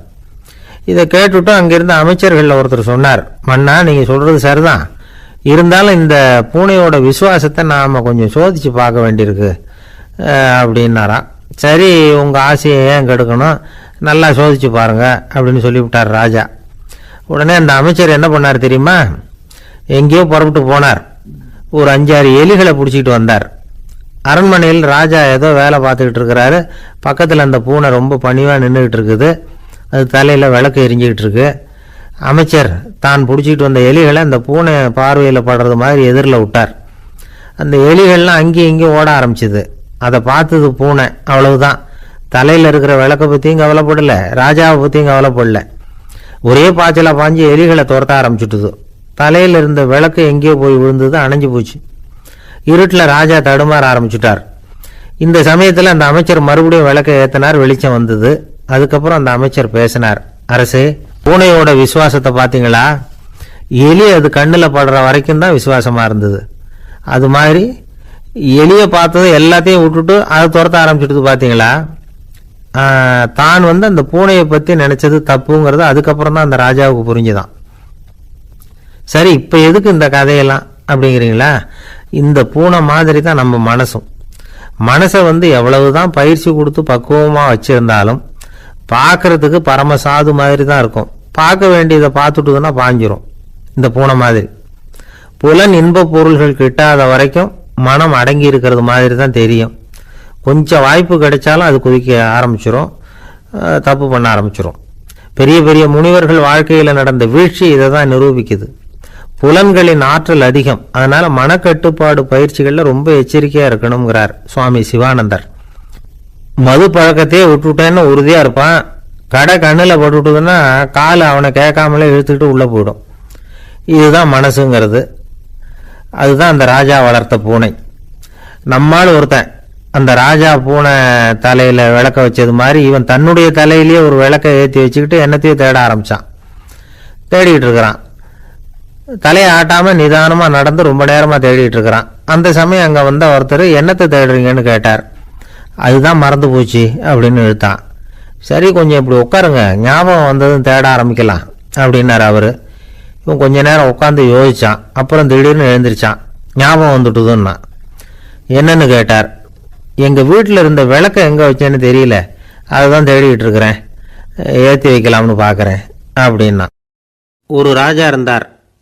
நாடு பூராவும் நிறைய மரங்களை நட்டு வளர்க்கணுங்கிறது அவரோட ஆசை. தானே அதுக்கு முன்மாதிரியாக இருக்கணும்னு நினைச்சார். அரண்மனையை சுற்றி மரங்களை நட்டு வளர்த்தார். இதை பார்த்துட்டு ஜனங்களும் அவங்கவுங்க வீட்டை சுற்றி மரக்கன்றுகளை நட்டு வளர்த்தாங்க. கொஞ்ச காலத்தில் ஊர் பூரா பசுமையாக மாறிச்சு. எல்லாருக்கும் சந்தோஷமாக இருந்தது. இது ஒரு பக்கம் இருக்கட்டும். இப்போ நான் சொல்ல போகிற கதை வேறு. அதாவது அந்த ராஜா ஒரு நாள் தன்னுடைய அரண்மனையை சுற்றி இருக்கிற விதவிதமான மரங்களை எல்லாம் போய் பார்த்தார். எப்படி இருக்கிறீங்க அப்படின்னு ஒவ்வொரு மரத்துக்கிட்டையும் விசாரிச்சாராம். எந்த மரமும் சந்தோஷமாக இருக்கிறதா தெரியல. அதுக்கும் மனசில் ஒரு குறை. முதல்ல ஆலமரத்துக்கிட்ட போனார். அது சொல்லிச்சு, மண்ணா, நான் நல்லா பெருசாக வளர்ந்துருக்கிறேன், அடர்த்தியாக இருக்கிறேன், கிளையெல்லாம் 4 பக்கமும் நல்லா படர்ந்து தான் இருக்குது, இருந்தாலும் எந்த பிரயோஜனமும் இருக்கிறதா தெரியல எனக்கு. என்னுடைய பழம்லாம் ரொம்ப சின்னதாக இருக்குது, என் கண்ணுக்கு சரியாக புறப்பட மாட்டேங்குது, நான் இருக்கிற சைஸுக்கு என்னுடைய கிளையில் இருக்கிற பழம்லாம் எவ்வளோ பெருசாக இருக்கணும். அது இத்தினூண்டு இருக்கிறது எனக்கு பெரிய அவமானமாக இருக்குது. இப்படி இங்கே நின்றுக்கிட்டு இருக்கிறதே ரொம்ப கூச்சமாக இருக்குது. ஒரு நல்ல புயல் வந்ததுன்னா பேசாமல் சாஞ்சு விடலாமான்னு பார்க்குறேன் அப்படின்னு புலம்புது ஆலமரம். சரி இருக்கட்டும்னு நினச்சிக்கிட்டு ராஜா அடுத்தபடியாக ஒரு அத்தி மரத்துக்கிட்ட போனார். அதுவும் புலம்ப ஆரம்பிச்சுட்டுது. நான் கூட பெரிய மரம் தான், இல்லை இலையெல்லாம் அழகாக தான் இருக்குது, பழம் அழகாக இருக்குது, இருந்தாலும் உள்ள விஷயம் இல்லையே, அத்தி பழத்தை புட்டு பார்த்தா அத்தனையும் சொத்தை அப்படின்னு பழமொழியே உண்டாயிட்டுதே. இப்படி ஒரு கெட்ட பேரோடு நான் இருக்கணுமா அப்படின்னு புலம்புது அது. சரி இது இருக்கட்டும் அப்படின்னு சொல்லி அடுத்தபடியாக வேப்ப மரத்துக்கிட்ட போனார். அது தன்னுடைய வேதனையை வெளியிட்டது. எனக்கு எவ்வளவோ மருத்துவ குணங்கள்லாம் இருக்கிறதா சொல்லிக்கிறாங்க, இருந்தாலும் என்ன பிரயோஜனம், என்னுடைய பழத்தை மனிதர்கள் யாரும் விரும்பி சாப்பிட்றது இல்லையே அப்படின்னுது.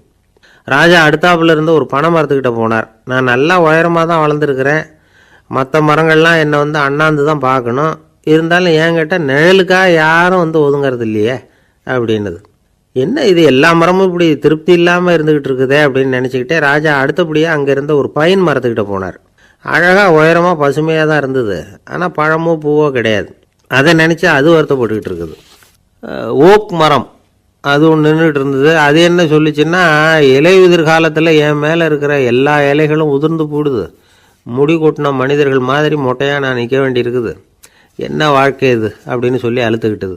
சரி புளிய மரம் என்ன சொல்லுது பார்ப்போம்னு அதுக்கிட்ட போனால், என்னுடைய நிழலில் யாருமே தங்க மாட்டாங்க, உடம்புக்கு சூடுன்னு ஒதுங்கி போயிடுவாங்க, அடிமரத்தை பார்த்தீங்கன்னா பட்டையெல்லாம் உறிஞ்சி பார்க்குறதுக்கே கேவலமாக இருப்பேன் அப்படின்னுது அது. முருங்கை மரம் என்ன சொல்லிச்சு தெரியுமா, என்னுடைய இலை காயெல்லாம் சாப்பிட்றவங்களுக்கு சத்து கொடுக்கறது வாசவம்தான், ஆனால் என் உடம்புல சத்தே கிடையாது, கொஞ்சம் வேகமாக காற்று அடிச்சதுன்னா முறிஞ்சி விழுந்துடுறேன், என்ன வாழ்க்கை இது அப்படின்னு சொல்லி அது வருத்தப்பட்டது. ராஜா யோசனை பண்ணார், என்ன இது மரங்கள் பூமியின் வரங்கள்னு சொல்கிறோம், மழை பெய்யறதுக்கு அதுதான் காரணம், பூமி செழிப்பாக இருக்கிறதுக்கும் அதுதான் காரணம், வீடு கட்டுறதுக்கு மரம், நாற்காலி செய்ய உபயோகப்படுத்துறதுக்கும் அதுதான் உபயோகப்படுது, மனுஷனுக்கு வேண்டிய ஆகாரங்களையும் கொடுக்குது, இப்படிலாம் இருந்தும் எல்லா மரமும் நிம்மதி இல்லாமல் இருந்துக்கிட்டு இருக்குதே அப்படின்னு நினச்சார். அப்போது அங்கே இருந்த ஒரு மகிழ மரம் அவர் கண்ணில் பட்டுது. அந்த மரம் மட்டும் கொஞ்சம் நிம்மதியாக மகிழ்ச்சியாக இருக்கிறது மாதிரி தெரிஞ்சுது. உடனே ராஜா அதுக்கிட்ட போனார். உனக்கு மனசில் எதுவும் குறை இல்லையான்னு கேட்டார். இல்லை நான் சந்தோஷமாக தான் இருக்கேன்னு அந்த மகிழ மரம். அப்படியான்னு ஆச்சரியமாக கேட்டார் ராஜா. ஆமாம் மன்னா, இந்த இடத்துல நீங்கள் ஒரு முருங்கை மரத்தையோ வேப்ப மரத்தையோ கூட நட்டிருக்கலாம், ஆனால் இந்த இடத்துல நடுறதுக்கு என்ன தேர்ந்தெடுத்துருக்குறீங்க, அதுவே எனக்கு பெருமை, அதுவே எனக்கு திருப்தி அப்படின்னு தான் மகிழ மரம். மகிழ மரம் சாதாரணமாக தான் இருக்கும், இளம் மஞ்சள் நிறத்தில் பூக்கள், அது காய்ந்தும் மனம் வீசும். மகிழ மரம் மாதிரி மன திருப்தியோடு வாழறதுக்கு நாம் கற்றுக்கணுமா. நாம் இந்த உலகத்தில் ஒரு நாயாவோ நரியாவோ கூட பிறந்திருக்கலாம், மனுஷனாக பிறந்திருக்கிறோம், அதுவே பெருமை தானே. இந்த நிறைவு தான் மகிழ்ச்சியின் ரகசியம். ஒரு பையன் அப்பா கிட்ட போய், அப்பா நீங்கள் இந்த உலகத்தில் ஒரு மனுஷனாக பிறந்தது என்னோட அதிர்ஷ்டம் நானா. ஏண்டா அப்படி சொல்கிறேன்னு இருக்கார் அப்பா. நீங்கள் ஒரு கரடியாக பிறந்திருந்தா இந்நேரம் நானும் ஒரு கரடி குட்டியாக தானே இருந்திருப்பேன் அப்படின்னு நானா பையன். இந்த உலகத்தில் நாம் நல்லபடியாக இருக்கணும்னா அதுக்கு முக்கியமாக தேவைப்படுறது ரெண்டு, ஒன்று செல்வம், இன்னொன்று அறிவு. சரி இது ரெண்டில் சிறந்தது எது அப்படின்னு ஒரு கேள்வி கேட்டால் என்ன பதில் சொல்கிறது? இதே கேள்வியை ஹஸ்ரத் அலி அவர்கள்கிட்ட கேட்டாங்களாம். அவர் ஒரு பெரிய அறிஞர். கேள்வி கேட்டவங்களும் சாதாரண ஆட்கள் இல்லை, இவங்களும் அறிஞர்கள். ஒரு நாள் ஹஸ்ரத் அலி அவர்கள்கிட்ட 10 அறிஞர்கள் வந்தாங்களாம். ஐயா நாங்கள் 10 பேரும் உங்ககிட்ட ஒரே கேள்வியை தான் கேட்க வந்திருக்கிறோம், ஆனால் எங்கள் 10 பேருக்கும் நீங்கள் தனித்தனியாக பதில் சொல்ல முடியுமா அப்படின்னு கேட்டிருக்காங்க. அதாவது அவங்க ஒரே கேள்விக்கு இவர்கிட்ட இருந்து 10 விதமான பதில் எதிர்பார்க்குறாங்க. சரி கேளுங்க என்ன கேள்வி அப்படின்னார் அவர். அப்போ தான் அவங்க கேட்டாங்களாம், செல்வம் அறிவு இது ரெண்டில் சிறந்தது எது, இதுதான் கேள்வி. ஹஸ்ரத் அலி என்ன பண்ணார் தெரியுமா, அவங்கள ஒவ்வொருத்தராக கூப்பிட்டார், ஒவ்வொரு விதமான பதிலை சொல்லி அனுப்புனார். முதல்ல ஒருத்தரை கூப்பிட்டார், சொன்னார் அறிவுங்கிறது தீர்க்கதரிசிகள் ஞானிகள் மகான்கள் இவங்களோட பரம்பரை சொத்து, ஆனால் செல்வம்ங்கிறது கொடுங்கோலரின் ஆயுதம், அதனால் அறிவு தான் சிறந்தது அப்படின்னார். ரெண்டாவது ஆளை கூப்பிட்டார், உங்ககிட்ட செல்வம் இருந்தால் நீங்கள் தான் அதை காப்பாற்றணும், ஆனால் அறிவு உங்களை எப்பவும் காப்பாற்றும், ஆகவே அறிவு தான் சிறந்தது அப்படின்னார். மூணாவது ஆளை கூப்பிட்டார், செல்வந்தனுக்கு எப்போதும் விரோதிகள் அதிகம், ஆனால் அறிஞனுக்கு நண்பர்கள் அதிகம், அதனால் அறிவு தான் சிறந்ததுன்னார். அடுத்தவரை கூப்பிட்டார். செல்வம் அடுத்தவங்களுக்கு கொடுக்க கொடுக்க குறையும், ஆனால் கல்விங்கிறது அதிகரிச்சுக்கிட்டே வரும், கொடுக்கறதுனால குறையாது, அதனால் அறிவு தான் சிறந்ததுன்னார். இன்னொருத்தரை கூப்பிட்டார். அறிவு உள்ளவன் எப்பவும் அதை அடுத்தவங்களுக்கு வாரி வழங்கிக்கிட்டே இருப்பான், அதனால் அவங்ககிட்ட தாராளத்தன்மை இருக்கும், ஆனால் செல்வந்தன்கிட்ட கஞ்சத்தனம் தான் இருக்கும், அதனால் அறிவு தான் சிறந்ததுன்னார். ஆறாவது நபரை கூப்பிட்டார். செல்வத்தை கள்வர்கள் திருடிட்டு போக முடியும், ஆனால் அறிவை அப்படி திருடிட்டு போக முடியாது அப்படின்னார். ஏழாவது நபரை கூப்பிட்டார். செல்வம் கால ஓட்டத்தில் அழிஞ்சிரும், ஆனால் அறிவை கால ஓட்டம் ஒன்றும் பண்ண முடியாது, ஆகவே அறிவே சிறந்ததுன்னார். எட்டாவது ஆளை கூப்பிட்டு சொன்னார். செல்வத்துக்கு எப்பவும் எல்லை உண்டு, நிறை உண்டு, அளவு உண்டு, கணக்கு உண்டு, ஆனால் அறிவுக்கு அப்படிப்பட்ட எல்லை எதுவும் கிடையாது, அதனால் அதுதான் சிறந்ததுன்னார். அடுத்தவனை கூப்பிட்டார். செல்வம் உள்ளத்தில் உள்ள ஒளியை போக்கிவிடும், இருட்டை உண்டாக்கிவிடும், விருந்த மனப்பான்மையை குறுகலாக்கிவிடும், ஆனால் அறிவு அப்படி இல்லை, இருண்ட உள்ளத்தில் ஒளியை பாய்ச்சி அதை விசாலப்படுத்துது, அதுதான் சிறந்ததுன்னார். கடைசியாக 10வது நபரை கூப்பிட்டார். செல்வம் மனசில் செருக்கை உண்டாக்குது, ஆணவத்தை ஏற்படுத்துது, அதனால் நானே கடவுள்னு நினைக்கிற அளவுக்கு மனுஷனை தாழ்த்தி விடுது, ஆனால் அறிவு பணிவையும் பண்பாட்டையும் வளர்க்குது, அதனால் அறிவு தான் சிறந்ததுன்னார்.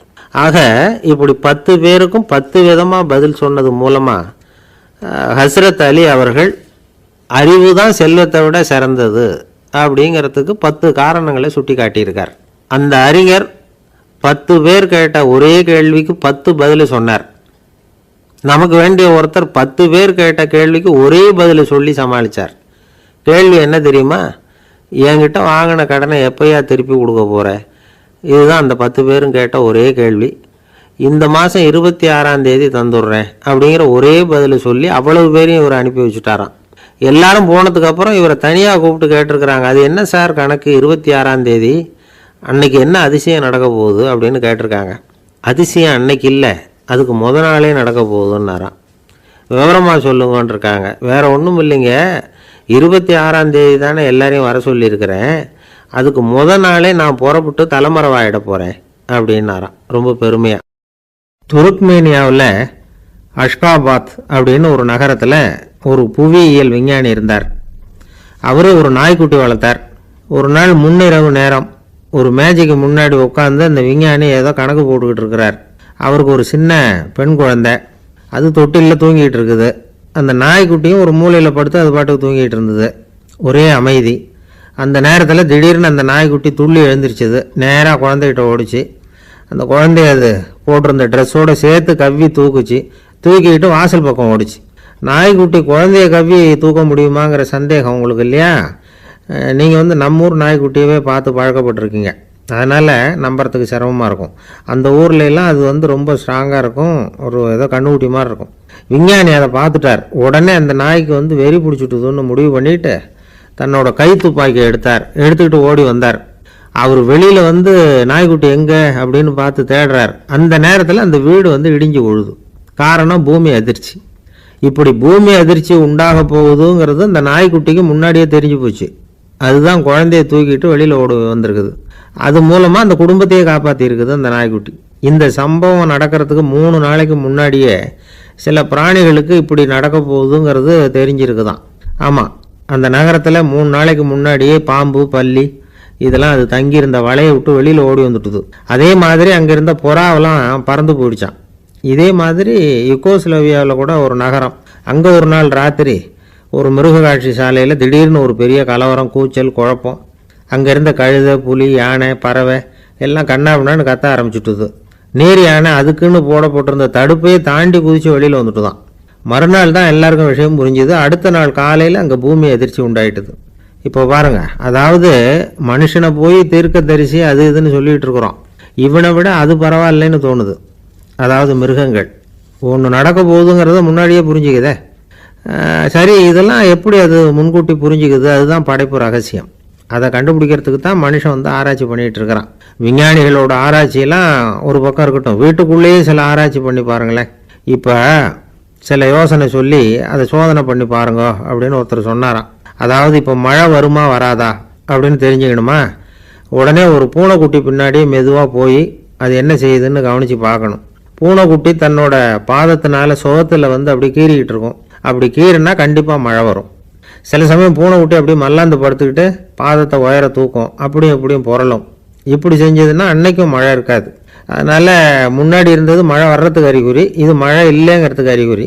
பறவைகள் பிராணிகள் இதுகளோட நடவடிக்கைகளை பார்த்துட்டு அதையெல்லாம் அடிப்படையாக வச்சு தான் காலநிலையை கண்டுபிடிக்கிற கருவிகளை கண்டுபிடிச்சிருக்கிறாங்க. வாத்து இருக்குல்ல, சில சமயம் தன்னோட அழகை தன்னோட இறகுகளில் அப்படியே புதைச்சிக்கும். அப்படி செஞ்சால் குளிர்காலம் வரப்போகுதுன்னு அர்த்தம். பருவநிலை குளிராக மாறப்போகுதுங்கிறதுக்கு இதுதான் அறிகுறி. சிட்டுக்குருவி இருக்குதுல்ல, அதெல்லாம் புழுதியில் உழுந்து புரளும், சிறகுகளை வந்து படபடன்னு அடிச்சுக்கும். அப்படி செஞ்சால் மழை வரப்போகுதுன்னு அர்த்தம். ஒன்று மட்டும் நாம் நல்லா தெரிஞ்சுக்கணும், இயற்கையின் சீற்றம்னு சொல்கிறோம் இல்லையா, இயற்கை ஏன் நம்ம மேலே கோவப்படுது? இயற்கையை நாம் அனுசரித்து போகிறதில்ல, அதனால் கோவப்படுது. காடுகளை அழிக்கப்படாது, விலங்குகளை கொல்லப்படாது, இயற்கை ஏற்படுத்தி வச்சிருக்கிற சமநிலையை கெடுக்கப்படாது.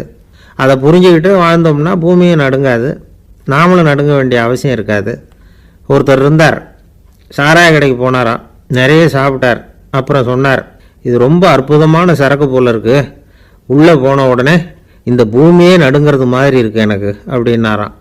இதுக்கு கடைக்காரர் சொல்லியிருக்கார், நீங்கள் சாப்பிட்டது வெறும் பச்சை தண்ணி தாங்க, இப்போ ஏற்பட்டிருக்கிறது நிஜம் பூமி அதிர்ச்சி அப்படின்னாராம். ஒரு ஊரில் ஒரு ராஜா இருந்தார். அந்த ராஜாவுக்கு ஒரு மந்திரி. ராஜா ரொம்ப நியாயமானவர், நேர்மையானவர், கண்டிப்பானவர். தப்பு செய்கிறது யாராக இருந்தாலும் தண்டனை கொடுப்பார். வேண்டியவங்களுக்கு ஒரு நியாயம், வேண்டாதவங்களுக்கு ஒரு நியாயங்கிறதெல்லாம் அவர்கிட்ட கிடையாது. ஒரு சமயம் அரசவையில் அந்த அமைச்சரே வந்து விதிமுறைகளுக்கு புறம்பா ஏதோ நடந்துக்கிட்டு இருக்கார். மன்னருக்கு கோபம் வந்துட்டுது. உடனே அந்த அமைச்சரை கிட்டத்தில் கூப்பிட்டு அவர் கன்னத்தில் ஓங்கி ஒரு அறை கொடுத்துட்டாராம். உடனே அந்த அமைச்சர் என்ன பண்ணார் தெரியுமா, நேராக போனார், அங்கே நின்றுக்கிட்டு இருந்த இன்னொருத்தர் கன்னத்தில் ஓங்கி அரைஞ்சார். அறை வாங்கினவர் திகைச்சு போயிட்டார். இவர் ஏன் நம்மளை வந்து அரைகிறார் அப்படின்னு யோசனை பண்ணார். மன்னரும் திகைச்சு போயிட்டார். நாம் இவர் அரைஞ்சா அதுக்காக இவர் போய் இன்னொருத்தரை அரையணுமா அப்படின்னு யோசனை பண்ணார். இவருக்கு என்ன பைத்தியமானு கூட நினைக்க ஆரம்பிச்சுட்டார்.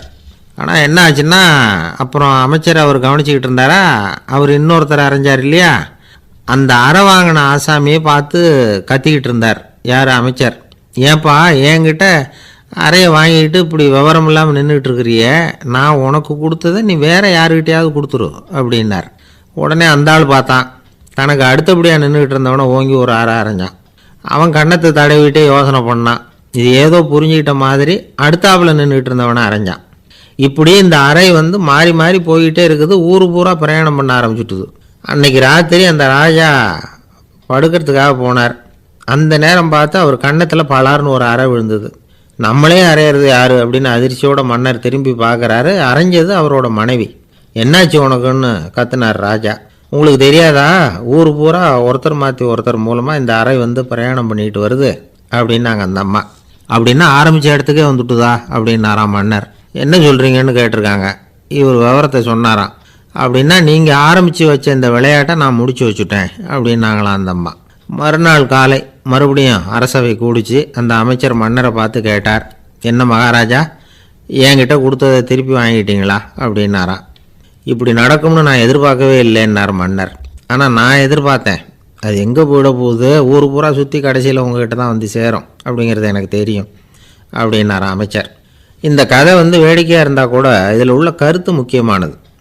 இந்த உலகத்தில் பல கருத்துக்கள் இப்படி தான் மாறி மாறி சுற்றி வந்துக்கிட்டே இருக்குது. நம்மளும் ஒருத்தன் தன்னுடைய நண்பன் ஒருத்தனை கடத்தெருவில் பார்த்தான். உடனே ஓடி போய் பலார்னு ஒரு அறை கொடுத்தானான். அவன் கண்ணத்தை தடவிட்டு ஏன்டா என்ன அரைஞ்சேன்னு கேட்டிருக்கான். நீ ஏன்டா என்னை முட்டாள்னு என் மனைவிட்ட போய் சொன்னேன் அப்படின்ட்டுருக்கான் அவன். உன்னை ஒரு முட்டாள்னு சொன்னதுக்காகவா நீ என்ன அரைஞ்ச அப்படின்னு கேட்டிருக்கான் இவன்.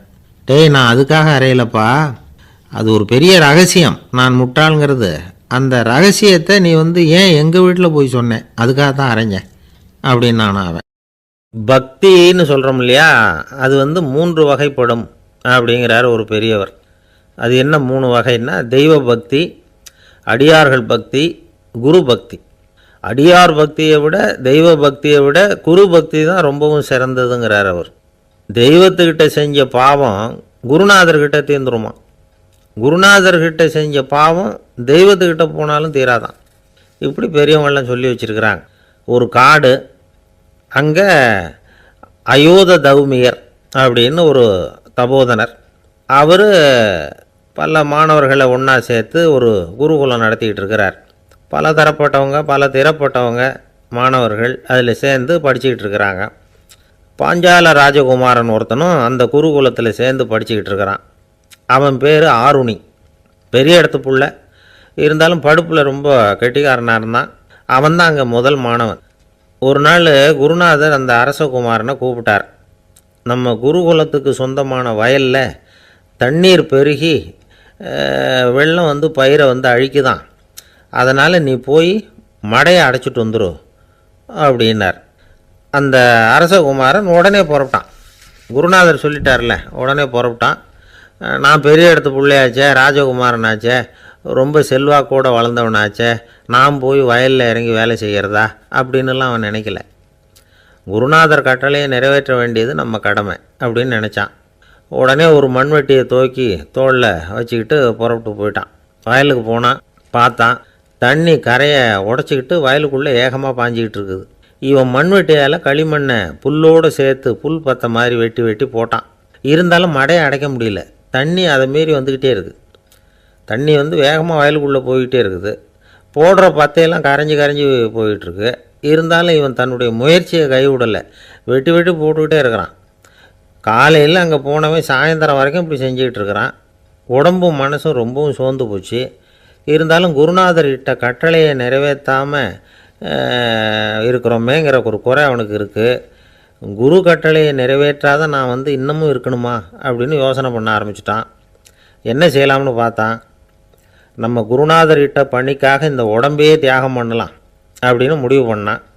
தண்ணி பாயுதில் அதுக்கு குறுக்க விழுந்து அப்படியே மடையை அடைச்சிக்கிட்டு அப்படியே படுத்துட்டான்.